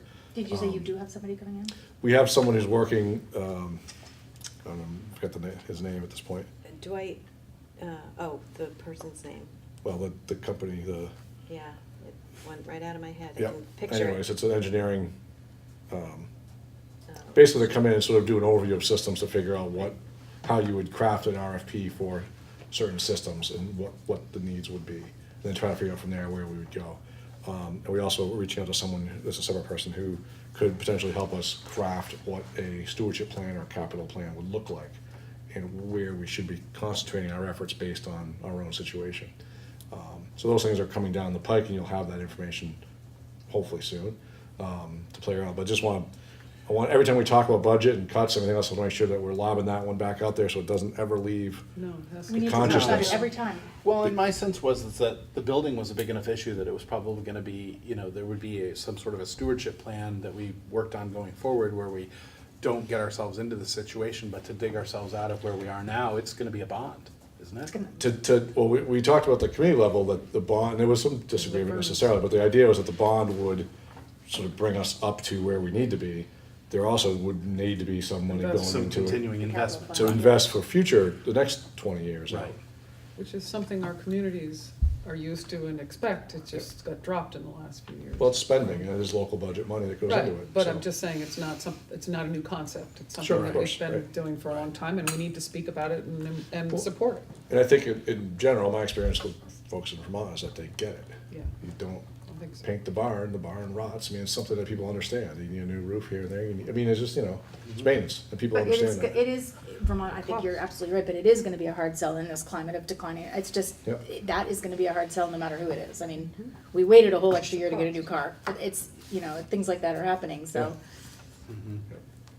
So I can Go just ahead, say, yeah, one of the please. things that I feel really strongly about, because I always have felt very strongly about this, as we move forward, again, we are a lay board, we have a responsibility to oversee the implementation of the quality education for our kids here, but we don't, get involved with the day-to-day details of you running the school. We hire you to do that job.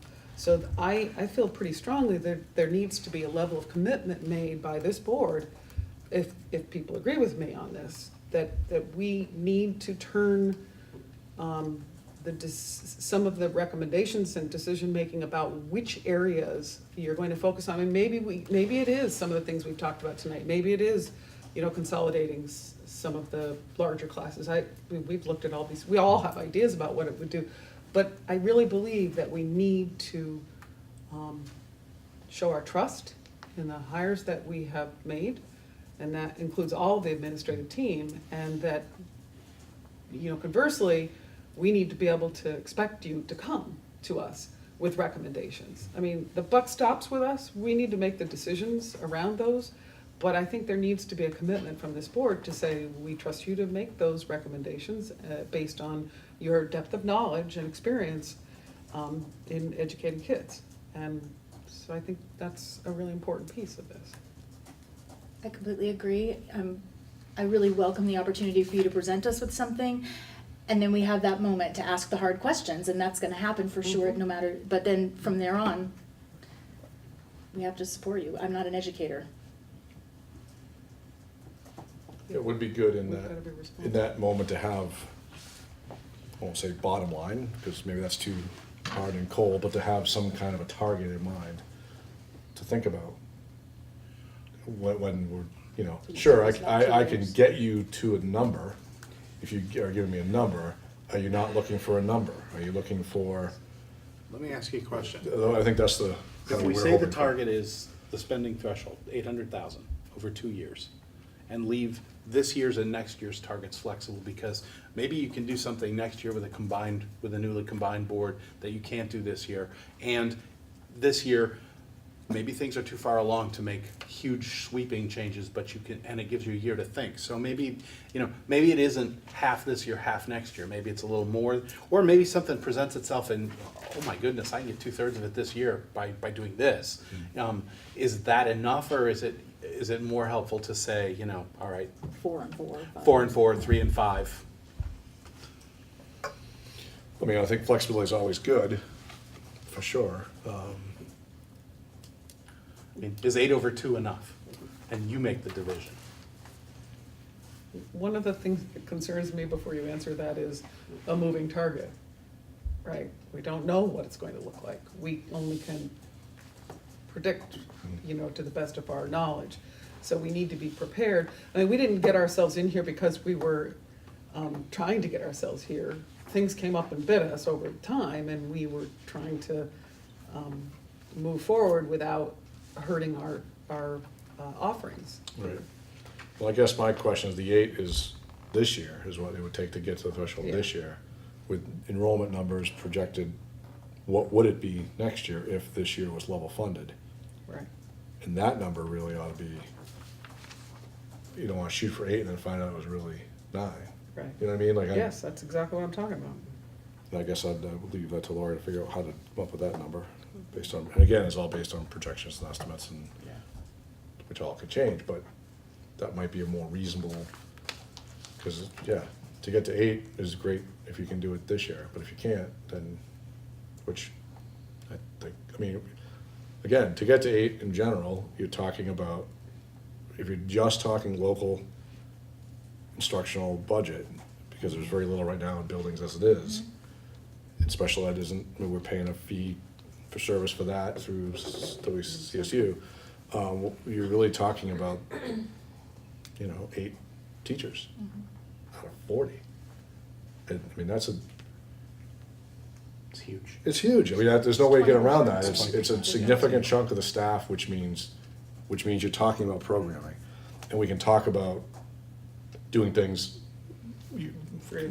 creative things, you can form that, but then that goes so far. Right. Maybe it goes 100, I don't know, just to throw a number out, maybe it goes 150, 300. I have no idea. But wherever that number ends, now you are talking about programming. I mean, if, I don't want to craft the board's vision, but I mean, maybe what you guys want to ask me to do is to figure out what I can get without impacting programming, but using those kinds of reconstructive things, just to get a number of what would that target be if I didn't do anything else, rather than just restructuring, reorganizing, and being creative and trying to come up with other solutions. Nickel and diming it, as I said, to come up with what that would be. That might be an interesting number to have, because that would tell us about, without reducing services, what can we actually, in other words, what, I won't say fluff, because that implies that there's fluff, but efficiencies could you create by doing things a little bit differently? What's that number to get to? I don't know, I guess I'm not really, No, it's a hard challenge, I mean, it's a Those are- huge challenge. That's you know? important. I think, can I speak? Yeah. I think the voters will accept that if we make cuts, if we can't make enough cuts to get to the full, threshold, as long as everybody sees we have, we're not poo-pooing it, we're doing the best we can while maintaining our programming, I think the voters will support the budget. As long as we can show them that, yes, there are significant cuts.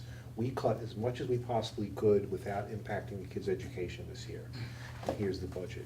I think Well, and that presents a question. I mean, and the question is it your goal to pass a budget, or is it your goal to get to the threshold? Because it could be two different things. I mean, doing one Or might they get could you be the other. same thing. Doing one might get you the other, but they might not necessarily be the same thing. I guess that's, what's the hope? My goal is to pass a budget, and we can go too far, you can cut too much out of the budget and not pass, have it lose also, if people are adamant about too many, their kids' programs being cut. Right. So, my goal, I think it is the board's goal, we have to fund the school, we have to present a budget to the voters that they're gonna accept. And I think in this climate, I mean, people are not gonna accept an increase, obviously.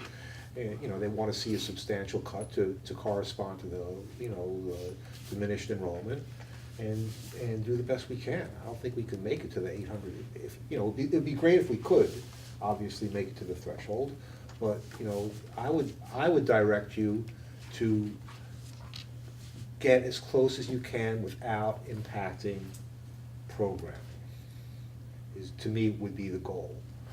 Even if we can't get to the threshold, but if we can keep our programming going, and cut some money out of the budget, yeah, we're good. I would feel good about offering that to the voters. So one of the, following up on what Howie's saying, one of the things that I think helps us to address this with the community, because if we don't, at some point, I'm not sure everybody understands what happens when we don't, when we go over that spending threshold, and that we get double taxed for over the spending threshold. And I will couch this with saying, given what's happening in the face of education funding in the state of Vermont, it's not looking positive for seeing things to ease. In fact, I think, given what the final decision was in the veto session, it doesn't feel like we're gonna head in an easier climate.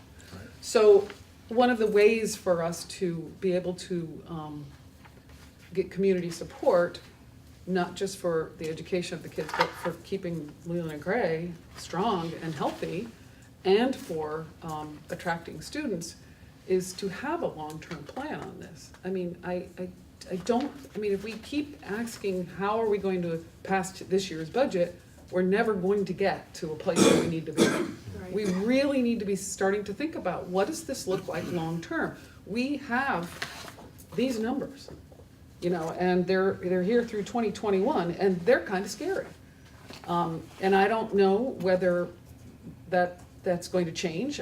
My hope is that it'll change. I think that it's going to get more steep if we do, following on Howie's concerns, if we cut our programming, we may see that drop even more. It's possible. There's a lot of other factors around whether we get an increase in enrollment or not, and they are very broad. One of them is apartments and housing availability. But I just think that as we move forward, I feel like we're almost in the place we were last year, where we're heading into a budget and we're thinking about how are we gonna get a budget passed, and how are we going to address this with kids' needs and community needs, taxpayer needs, without really taking the time and thought to say, what are we going to do long-term? Because if we ask you to do this again, I can see us coming up against the same problem if we're not talking about this in a multi-year plan. Yeah, this is exactly what we did last year, and we're trying to get through here, but we need to really be focusing here. When you say multi-year plan, are you saying this? I'm saying multi-year budget So, proposal. I right, mean, so you're saying this 2-year, in the short term, because we are the board we are right now, that's only 2 years. Right, but I mean, this board is going to continue on, there's going to be another board, and we're all gonna have the same problems, it doesn't matter, what board it is. But I'm just saying, if we're not looking ahead at what our needs are, we're not being responsible, we're not providing responsible oversight for the education of our kids. What our needs are or what our resources are? Both. When I say needs, I'm looking at it from both sides of that. Communities have needs, taxpayers have needs, but our kids have great needs. We have to think about what our mission is here. Our mission is to educate kids. And so how do we get there in the long term? Yeah, on the other hand, I mean, you have to deal with stuff on a year-to-year basis. There are people retiring out, we can go nuts trying to plan 5 years out, but we don't know what the state is gonna be doing 5 years out. We don't know what the individual teachers are gonna be doing 5 years out. So I know that, it'd be nice to have, to be able to plan like that, but the reality is we do have to plan for the next year or two. And after 2 years, it's gonna be another board worrying about it. We have to get a budget passed this year and next year. So, the more you can plan it out might be great, but on the other hand, you can only do so much. My gosh, I would certainly I would encourage you to look at it as a 2-year thing, 2-year budget plan at this point.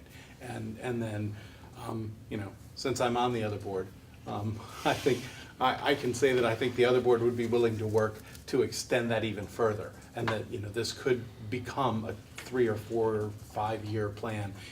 This is how we're gonna, I don't wanna say right the ship, but this is how we're gonna get through this. We need to move towards the threshold. The threshold is gonna continue to be a moving target Yeah. because of declining enrollment and because of changing state funding. But here are the things that we Federal envision funding. doing, and federal funding. I don't wanna throw it all on the state.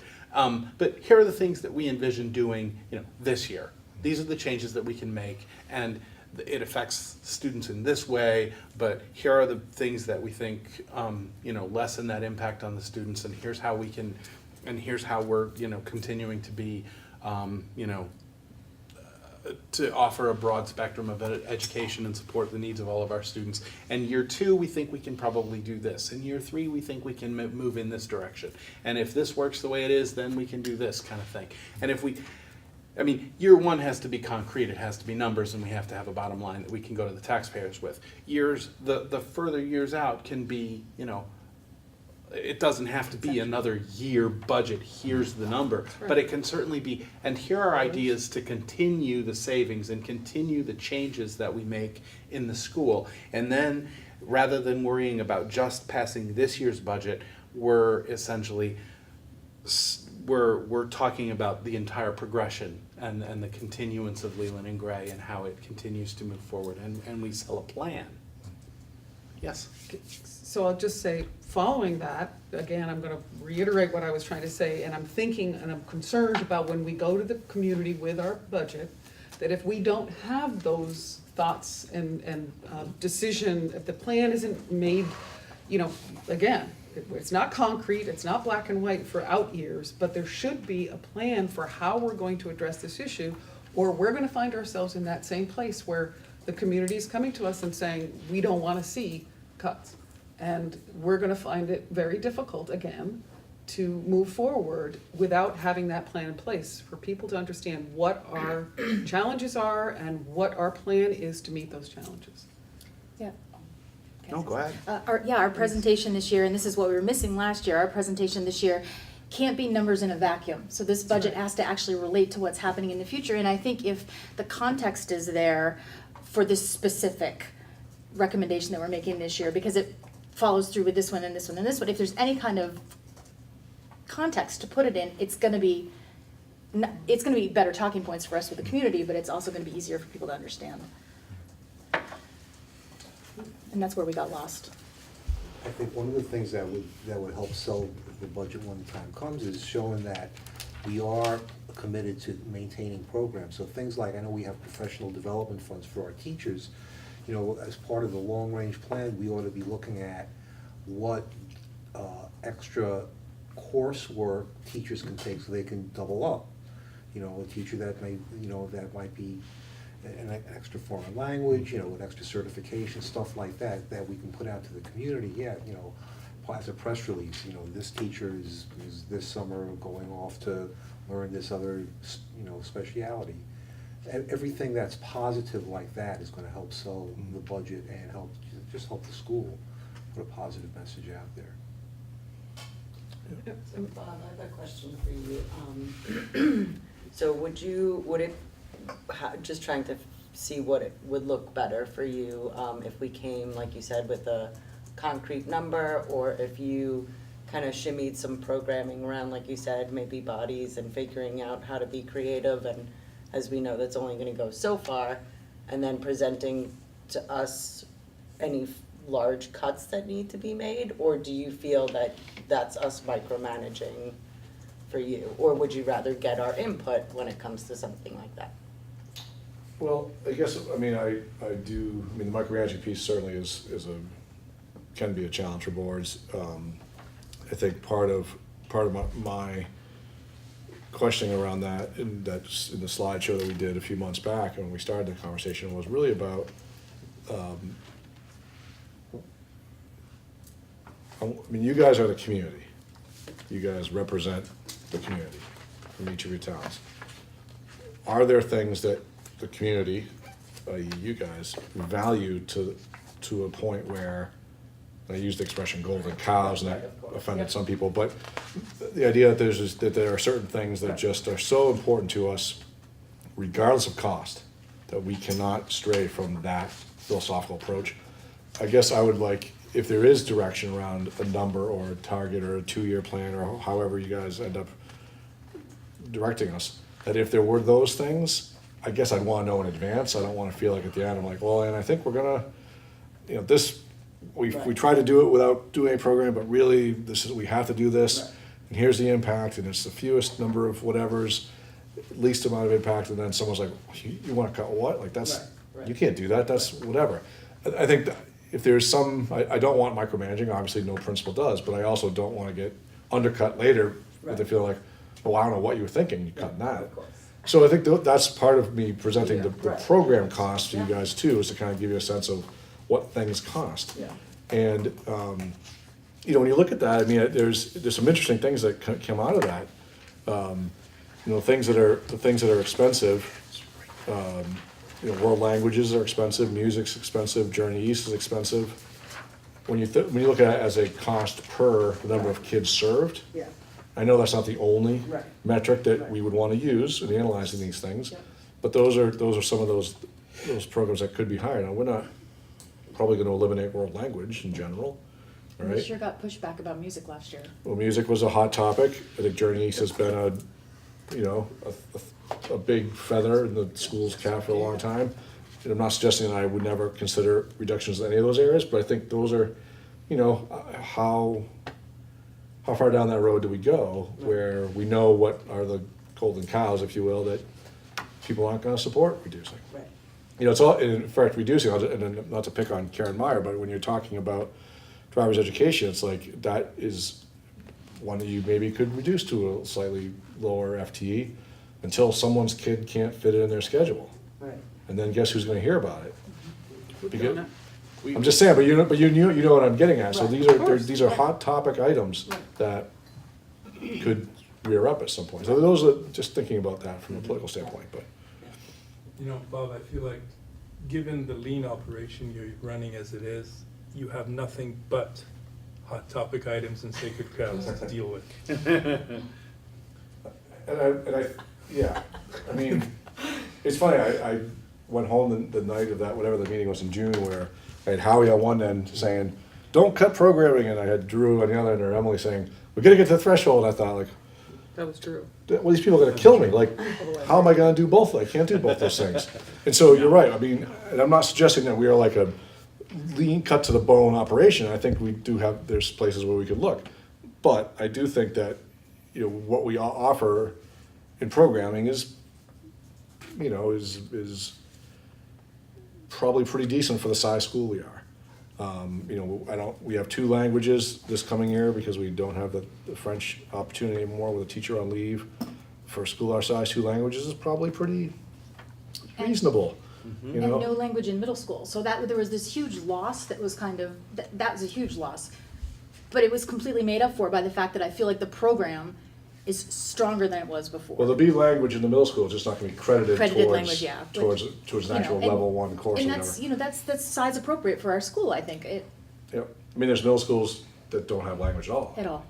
You know, and so, I mean, I think that's something to think about. Yeah, it is a tough thing. Now, here's, I mean, when it comes down to it, is where I've been spending a lot of my time thinking about. Bill and I have had this conversation for hours back and forth around, like, we're still picturing this in the traditional comprehensive public high school. Right. And you know what? We can't do what Brattleboro does. The economy of scale's not there.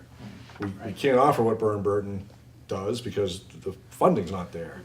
You know, when I was in Springfield, they struggled with, and there was a 100-kid class, you know, so 400 plus high school.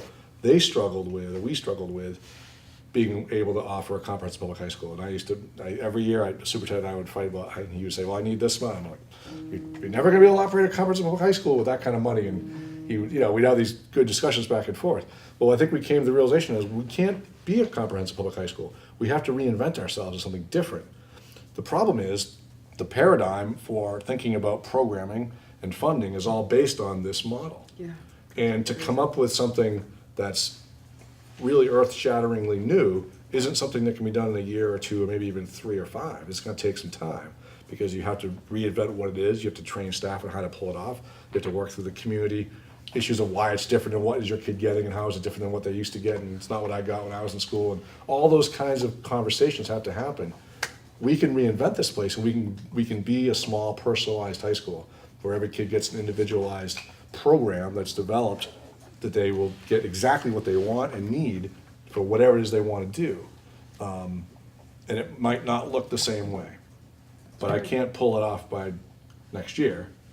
And so, you know what I mean? Like that, so that's, when you think of the 5-year plan, Yeah. that's where I'm thinking about. I'm thinking about a Me high school too. that maybe is Yes. very, very different. That maybe classes as a traditional method don't even exist. That there's teachers are really more coaches and facilitators of learning. Exactly. And that kids are coming and going, it's more like an art studio kind of approach. But I also think there's gonna be some kids for which that doesn't work quite that loosely, and they're gonna need a little bit of more of a conventional program.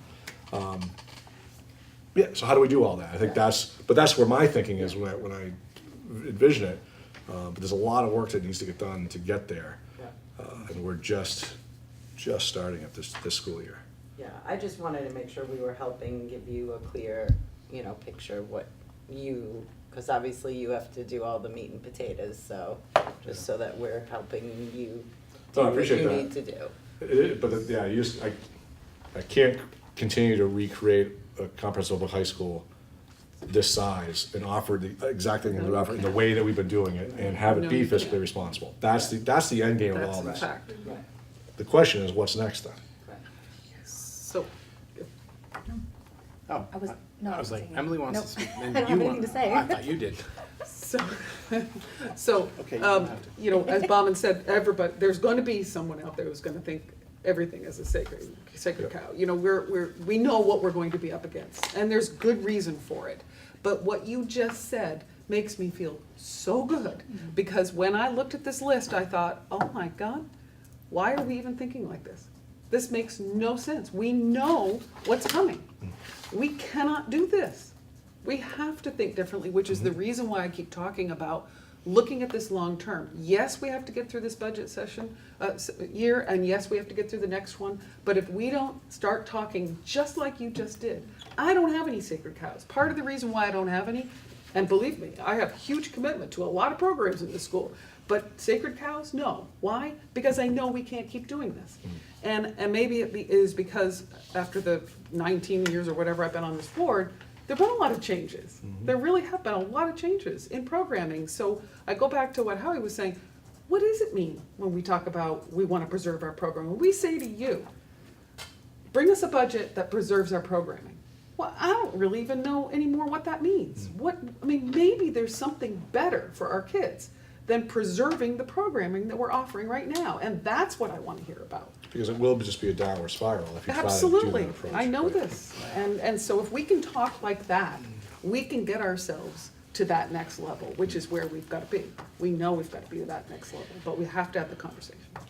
Yeah, can I just say, when I talk about preserving the programming, I don't mean necessarily keeping a teacher at every, You're aspect. talking about opportunities. Right, as long as, No, I get that. as long as when we go to the public, we say, hey, we've had to cut a language teacher, but we are offering online learning. A kid who wants to take that language will still be able to do it. As long as we can present that to the public, I think the public will accept it. Well, and the challenge that, and you mentioned it earlier, has having to do with people trying to get dual licensures and things like that, is that regardless of how we go about this, we all know that the bulk of the dollars are for staff.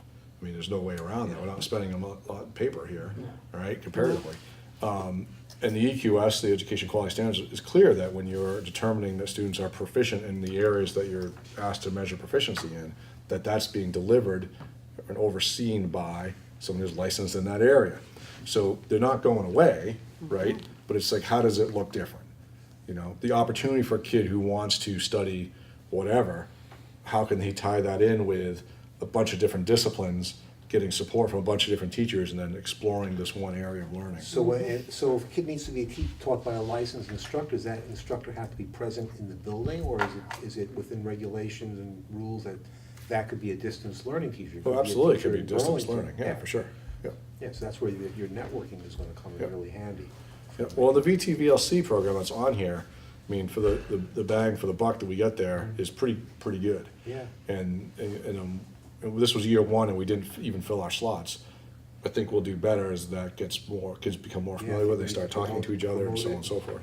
But we should also talk about that, that's great, and online learning and all that, but we should also be talking about long-term collaborating with other schools in Yeah. the area. I mean, that's, I think, critically important. Yeah, Bill and I have had a conversation about that with Wyndham Southwest as well, so I'll be reaching out to Tom Fitzgerald at Twin Valley and Yep, talking about some yep. ideas that I've had.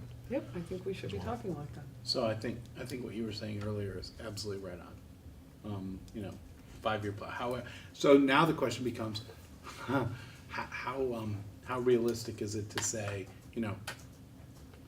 figure out what the number is this year, but make it that 5-year plan that does change the pair. I mean, we're not a comprehensive high school. We can't be. And if it takes 5 years to get there, and 5 years of budgeting looks like this, and year one are these solid numbers, and years 2, 3, 4, and 5 are these numbers that are targets and firm up as we get there, but at the end of the road, we're here, and this is how we get there, and make the 5 years still work for the kids that are coming through here in the 5 years. Is that possible? Not for this year, I don't think, but I'm thinking, if we're gonna be talking about those 5 years, we're going to have that as an ongoing conversation, and not just with this board, but the merge board. I mean, that's gonna take time, Yeah. but we can say that's where we're headed, into a long-range plan, Right. and. And I think, just to be clear, it's a long road from the vision of what that could look Oh, like. yeah, to And the implementation implementing of it. something Yeah, that's absolutely. functional. There's a bit It's of distance huge. there. And that's gonna take some time. It It's is. gonna take professional development money for teachers, if we're gonna modify Yep. who we have and what their skill base is. And there's a lot of moving parts to that. Yeah. I mean, in reality, it almost could get more expensive before it gets cheaper, which isn't what you wanna hear, I'm not suggesting that, but I'm just saying, but It might that's. be what we wanna hear, you never Well, know. Yeah, and I guess I don't have any answers about that right now. Yeah, I don't see how you could. But I think that's the thinking. So we giving you enough direction to? Just gonna say Giving that. me none and very specific. So that's good. That's good, right? You're good. Oh, so you're fine. No, I think what I'm We should hearing, have this on the agenda. I think what I'm hearing, let me repeat back to you guys and see if it sounds right, is that you need a budget proposed for next year, for sure. Something that we can pass with the voters that shows that's gonna show a reduction, not an increase. And that is thoughtful in its design, at least in the first year, maybe the second year, to try to not reduce programming too much, but to have plans and goals laid out for years 2 and beyond with a clearly articulated or a somewhat articulated vision around where this leads to in 5. And even 10. Does that sound Which doesn't have a bottom line. It has flexibility. that sounds Yeah. crazy? It sounds hard. That sounds so Well, hard. it sounds really mean. Yeah, do that. I mean, the work isn't really doing that. The work is where you go from there, in my Yeah. mind. I mean, I could probably have that for you by tomorrow. That's, you know what I mean? Like, that's almost the easy part. Don't hold me to that, but I mean, I think the bigger work will be afterwards. Right. I would just say again, though, that as you talk about, you said it again, preserving programming for next year, I am only speaking for myself, and every other person on this board might feel totally the opposite of me, but I don't have sacred cows, and I hope that you will come to us because you know better than any of us what our kids need. And Preserving opportunities to access stuff is maybe a better way of phrasing it maybe, rather than programming. yeah, I mean, it just feels too specific Sure. around, okay, we're not gonna make any cuts to programming Right. or staff. I Yeah. mean, you know, and I don't think we can go there. Right. I think what we should be saying is we wanna preserve an excellent or quality education for our kids Yeah. that is full Right. and comprehensive, as best we can. Can I just follow up? So, as I work with Bob, if Bob comes back with a budget that is more than what it is currently, that's a no-go. Correct, Let's just make this, I want some clarity.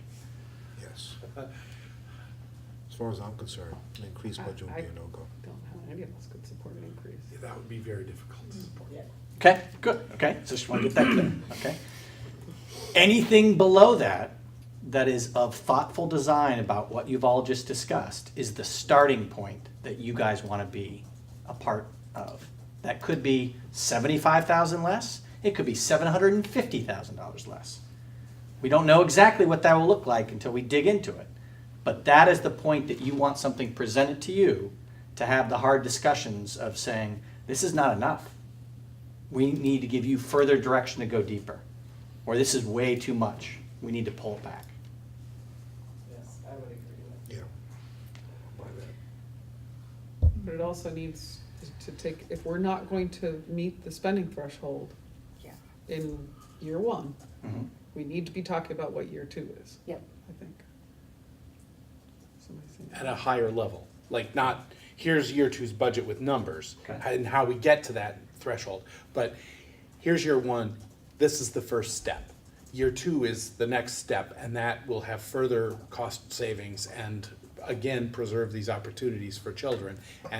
But it's a multi-year process to fix what we have right now. I want you all to be prepared for a lot of hard work that is gonna be done primarily by Bob, that is gonna come back to you and could fall in those ranges. Based on what you guys have given him tonight, it could easily be $100,000 less than last year. It could be $700,000 less than last year. It could, it could be anywhere there. And he can't predict what's gonna happen in years 2, 3, 4, and 5. It's intensely difficult knowing that you aren't the decision makers for the next budget. You are some of them, but you are also gonna be collaborating with a larger group of, you're going from being responsible for 250 students and 50 tuition students to 600 students. So it's a lot of moving pieces, and I want us to be as clear as possible about the direction that you all are giving, that it could end up in a variety of places. Yeah, I'll address that too. I mean, the caveat would be the more cuts, you know, if it's only a $75,000 cut, we stand the risk of it getting voted down and going back to you and asking for additional cuts. If the cuts are bigger on the upside, the chances are better that we'll get it passed and there won't be any additional cuts required. So that's what you're balancing Right. when you're doing this budget. But I feel, as long as you come up with a smaller budget, I feel comfortable in bringing that to the voters. As long as we're not giving them an increase, we're showing them that, yeah, we're making the hard decisions, we're making cuts here. We haven't quite reached the threshold, we have a plan to get there. I feel good about that. I will feel good about that. Okay. Can I just add to that? By the same token that by making large cuts, it'll be an easier budget to pass, you may well start engaging in a spiral by seeing people leave, those who have the option, because making large cuts is gonna have a toll on the school, on the programs. And so basically, I fully support and would like to do what I can as a board member to support your long-term vision of reinventing the school in a way that it works and is fiscally responsible and provides all the programs, whether it's online or in the building. But at the same time, this is happening in an environment where when you cut something, it's either you're cutting too much or you're not cutting enough. You cannot do the right thing by, so it's a very fine balancing act that you're doing every step of the way. So, can I just follow up on that for one sec? Because I agree with everything you said, except for one thing. One of the main reasons why we haven't made cuts was because we've looked at it like that. We cannot, and I've been right up in the front saying, if we cut programs, if we cut our budget, we're going to lose students. We know, if our school doesn't look as competitive as other schools in the area, we're going to, lose students and things. So we've kept our programming. For the most part, in the last couple of years, we've made some cuts. I mean, we started talking about French a few years ago and that sort of thing, but for the most part, we've kept our core of our programming here. And we've still lost students. And we didn't just lose students from a decline in enrollment across the state. We've lost students competitively to other schools. I have had parents come to me and say, we're not going to Leland and Gray anymore, we're going to Burton or wherever. We want our kids to go to Brattleboro, we're moving out of this community, blah, blah, blah. I've had people tell me this. So I think that we don't want to get too caught up. I think the part about reinventing ourselves and becoming something exciting and new is going to help us more than anything, rather than saying we're just going to keep our programs to keep kids here, because it doesn't work. It hasn't It's not, worked. certainly isn't the only variable. Well, it isn't the Right. only variable. Yeah. It can't be. One clarifying question as well, what sort of a commitment should we be building into the budget for local money into a capital fund? Because that's something We've got to do it. that people keep saying we gotta do, but I can cut 100 and then you're gonna put 100 back in. You know what I'm saying? Like, So that, I guess that's one of my, what are you guys can I looking make to a suggestion about contribute? that? Sure. We have a building committee. And I think it might be a good idea to pull the building committee together instead of this whole board, Okay. to have that conversation Right. about, because I think Maybe we we really don't have do. enough information yet, maybe. Right, but I think that it's important for the building committee to make a recommendation around what they think they should be doing for capital budgeting, and the board can decide or not. I agree. Plus, I was gonna say, we don't have that engineering study yet to even know what we need, right?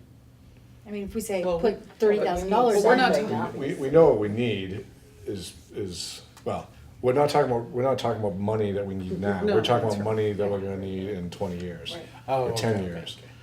We're talking about creating a fund that will be there so that we're not in the hole again Right. next time, is the thought. Gotcha. Right, we The need to be bond, a talking potential about- bond to solve the problem now, heating Annual system and stuff like needs. that is sort of a different conversation. Yes.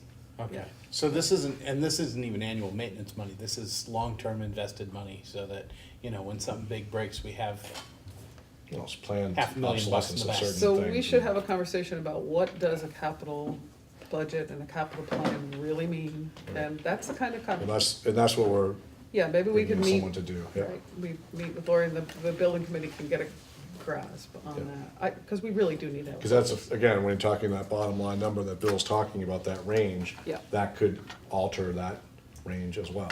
Yep, yep. Bob, do you have what you need right now? Is there I more need- clarification? I need about that- $800,000, Bill.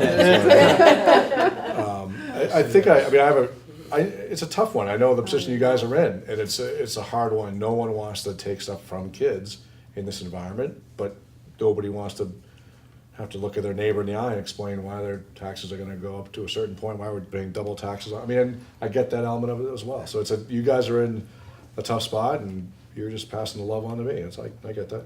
So this is August? I Yeah, think- timeline's a good, I was gonna go Yeah, there next. I was Yeah, going there because myself. I was just gonna say that we don't normally get this deep into budget in August, which I think we're 2 months too later than we should have been, because this is an unusual situation. But I do think there's time for Bob to come and say, I don't have enough, still. So I think we should talk about timeline again, and if you need more from us, you need to be asking for it, even if you're not asking it tonight. You're gonna think about this, and you might have other requests.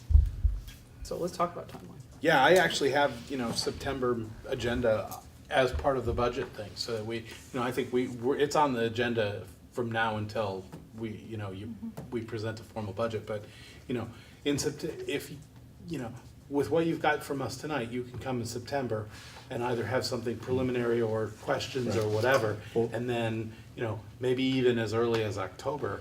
Well, I'm thinking that maybe First draft. we bump the timeline up a month. Yeah. So October 15th is when the service plan for the special education costs are due to the state. So we won't have those numbers, and that's usually what kicks off the budgeting, is, that's a significant part of your budget. And, that won't happen until October, the first couple of weeks in October. So potentially something in October, very preliminary, because the For- meeting will be just For in the the. service plan, but that's. Right, I mean, I'm just saying, that's when we submit it to the state, and generally, it's the first 2 weeks in October is when we work on those costs. But a lot of the other things that don't, a lot of the other things that we're Sure. talking about, that those could be done, or at least talked about, easily September and by October. So that in October, when we put the special ed numbers in, it's gonna change the bottom line, but the special ed number's not really anything that, it does drive our budget, but we can't control it. It is what it is. So, what I'm trying to get away from here with timeline is that, I don't wanna have the December and January meeting where we're trying to scramble around and redo the budget based on reaction. Yeah, me too. I wanna have those conversations in I guess that's what I October was thinking too, yeah. and say, no, this is part of a long-term plan, and this is where it goes, and that's why this works, and yeah, it's a scary budget, but, at the end of this tunnel, there's light, and we need to trust that that's where we're going, and that's the budget. Part of the challenge of like what happened last year is that there was, there's a deadline for adoption, Yeah. right? And then, things get pushed off, and then there's a meeting, and then people won't come back, and then you guys, it gets to the point where some of the decisions may be made in those last couple of weeks aren't maybe the best decisions being made, because That's they're being right. made very quickly. Yeah. That if it's possible to start, maybe we even use a placeholder in the sped, Yeah, based on a 3-year average or something to start us off with, at least to give us a ballpark. And then Right. plug in the real number when we get it. But that gives us the opportunity that if we're in crunch time, we're in crunch time here, not here. And so those decisions will be made with a little bit more thought, maybe. It's kind of, that's my thinking, because it gets to the point where at that point, it's crazy stressful. And, it's like, well, what am I gonna do? I need X number of dollars at this point. I think if. Staff's stressed and, As long as everybody understands that they're going to fluctuate until we get numbers from the state even. So remember, we were waiting for those equalized pupil numbers. we understand. And, the threshold itself. And those won't come in until December. Right. So as long as we can all understand that this can go up and down a lot of times before then. Yep. We can no. come in with something preliminary. Okay. So do you wanna shoot for October? What you doing next week? Yeah. Okay. Yeah, I guess I don't have the, I don't have that last year's thing, timeline in yeah. front of me, so I don't know what we did. Right. We probably just wanna bump it up, Yeah. you know. We're meeting on September 12th. Yeah, cause you won't have, I don't think that your staff will be putting in the requests and that will be able to be analyzed until after that. So that's why I'm saying, I think October is probably, for the October meeting would be, Which is not bumped up, is what I'm saying. It's not. That's fine, but I don't, October's I when we. don't think we, I know, we've dropped that, but we used to always start our budget in October. mhm. And that was we would get our preliminary budget in October, was the way we always used to do it. The last year or so, we have not No, done it it's- quite that early, I it's think been it's later. been November, the Yeah, November. but in the meeting. past, it was, we even talked about it in September, Mhm. and saw first look at a budget in October. So I don't really think that's bumped up. I'm not questioning it. We're gonna do what we're gonna do. You get it to us as early as you possibly can, that's the way I would look at it. You know, you might have some things to tell us in September. October 10th. That seems, Unless they wanna have an extra meeting in the end of September. But if you can't get it to us, there's no point, right? Well, I think the don't- September meeting, which is what, The 12th. September 12th. is Early. very early. Yeah. October 10th would be the date that I would look at, and then if we wanna add some in, you know, at that Because I think moment. you did add more meetings We in the have- past. will. We Oh, yeah, have, we'll we've add- always we- done that. we- That's- We just wanna Add do a them second earlier meeting in- instead of. in But the extra meetings. November for the Well, budget. and we had a subgroup that met December. with me as well last year, That's which I true. thought was Mhm. incredibly helpful. Yeah. Um, Right, like October 31st We could is do probably the then. That's fifth helpful Tuesday. until you know that what I mean? meeting. So- Well, I mean, but it's, the more that you guys know about what's in every line, the better informed you are to be able to respond to questions and comments and Right. Right. public Oh. scrutiny, rather than you guys just looking at Lori and I every time and wondering. No, I think that You was know, a it's- great, it's I think that was. super- How about I for think it's important. September, we bring a proposed Timeline? timeline, Okay. Sounds good. okay? And some thoughts about what. And it some, looks like. is that good? I think that's reasonable, and we can start. And then October 10th, I think we can get a draft. Okay. Okay, And so, One last thing, sorry. sure. If there's any item that needs to be voted on, I cannot be at the September 12th meeting. So you might want to make sure we have a quorum, saying this to my other fellow board members here. Is that a Tuesday? I have That is a I have a Tuesday. conflict too, but I guess I'm gonna have to make sure. I will be I'll be here. out of Denver. Thank you, with apologies. Okay, well, and there's always a Skype possibility. You know, I don't know what your conflict I'll be is, here. I don't know what Emily's conflict is, Yeah, but that there is, doesn't work. there I'm is, in Montpelier that night too. there is always the possibility of Skype, folks. I'll be Um, here. Okay, thank you. And there's Drew could possibly be here, and Ally could be here. Okay, so, you've got your budget direction. I know the Buildings and Grounds Committee hasn't met, so there isn't really any updates there. We'd left that in there for the radon stuff, which you had talked about earlier. We do need to get the Buildings and Grounds Committee together. Who's chairs that? There is no chair. Is there no chair? We didn't elect a chair. Okay. Do you? It's Drew and I. It's you and Twyla. Drew and Twyla. Is there somebody? That was it. I think that's it. Wasn't you, Kevin? Yeah. No, I was gonna do it in the beginning, but then there was a lot of people on it back then, so I'm not on it. But out there, Where'd they who go? was at that meeting? There were people that went to that first meeting that weren't necessarily on the committee, but just were curious Really? because of the walkthrough of the building and Well, stuff. certainly people No, that I said don't they mean Well, that. that was, Yeah, I meant when we met upstairs. Who was there? It was Drew and I and Twyla.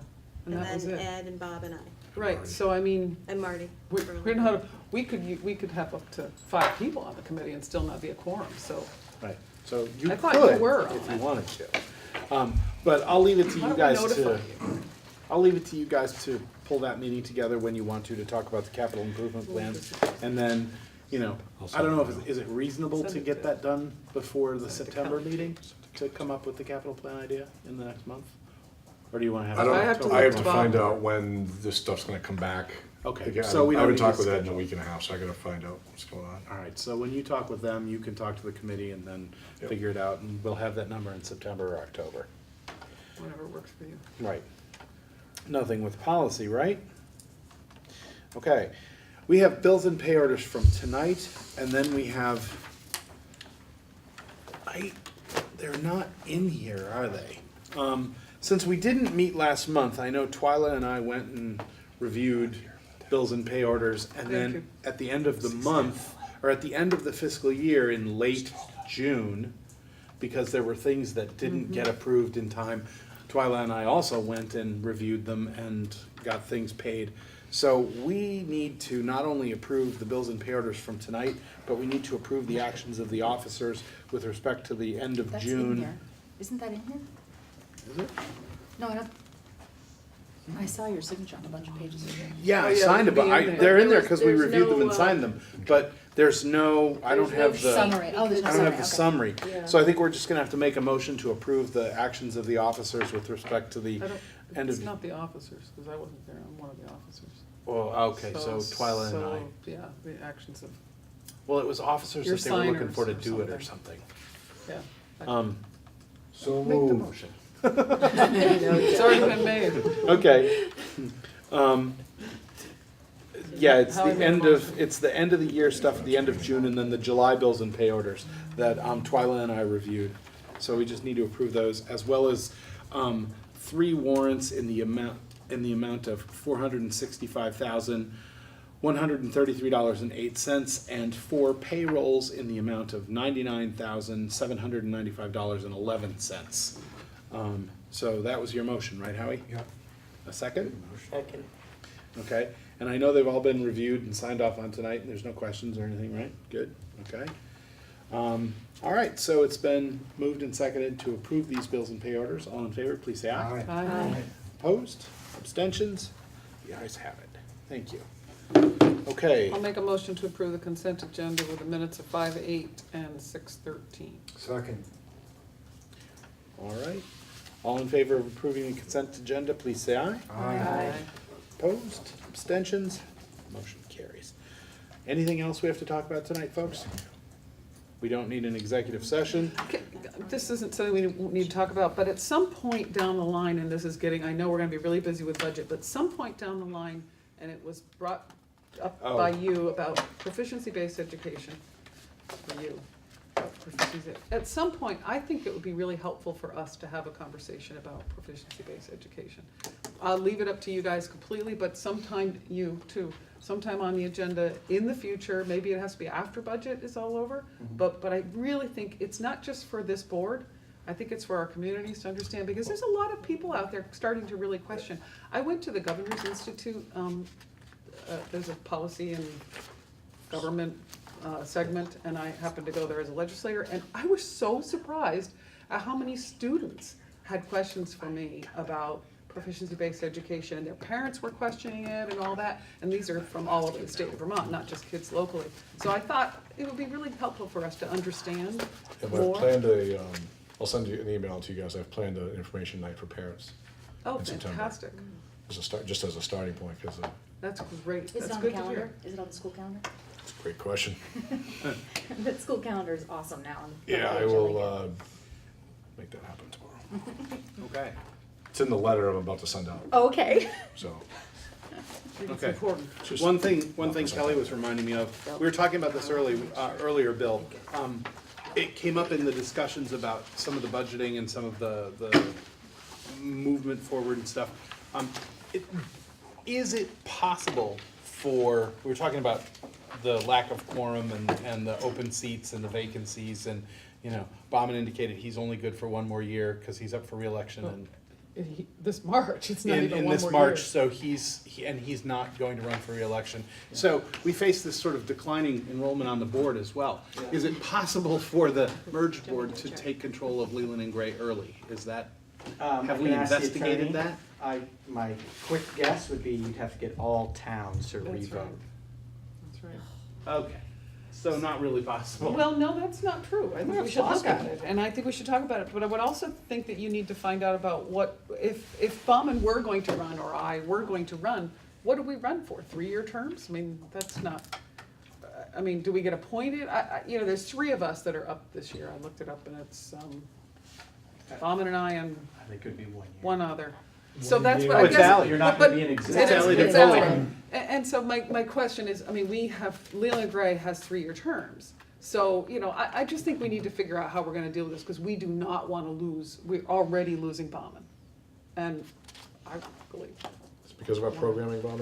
I think this He's- board needs a guy with some hair on his head. Well played, well played. We really do need to think about that. It's a tough crowd, huh, Holly? It is a tough. Wow, that's great. Usually that means a young All right. person and young people. So, I just want to remind everybody of the next meetings. We're meeting again September 12th. Next Monday is the new merged board meeting here at 7, and then there's the WCSU retreat September 27th. Anything else, or we could have a motion? Move to adjourn. Second. All in Emily favor of seconded. adjourning? Aye. Thanks.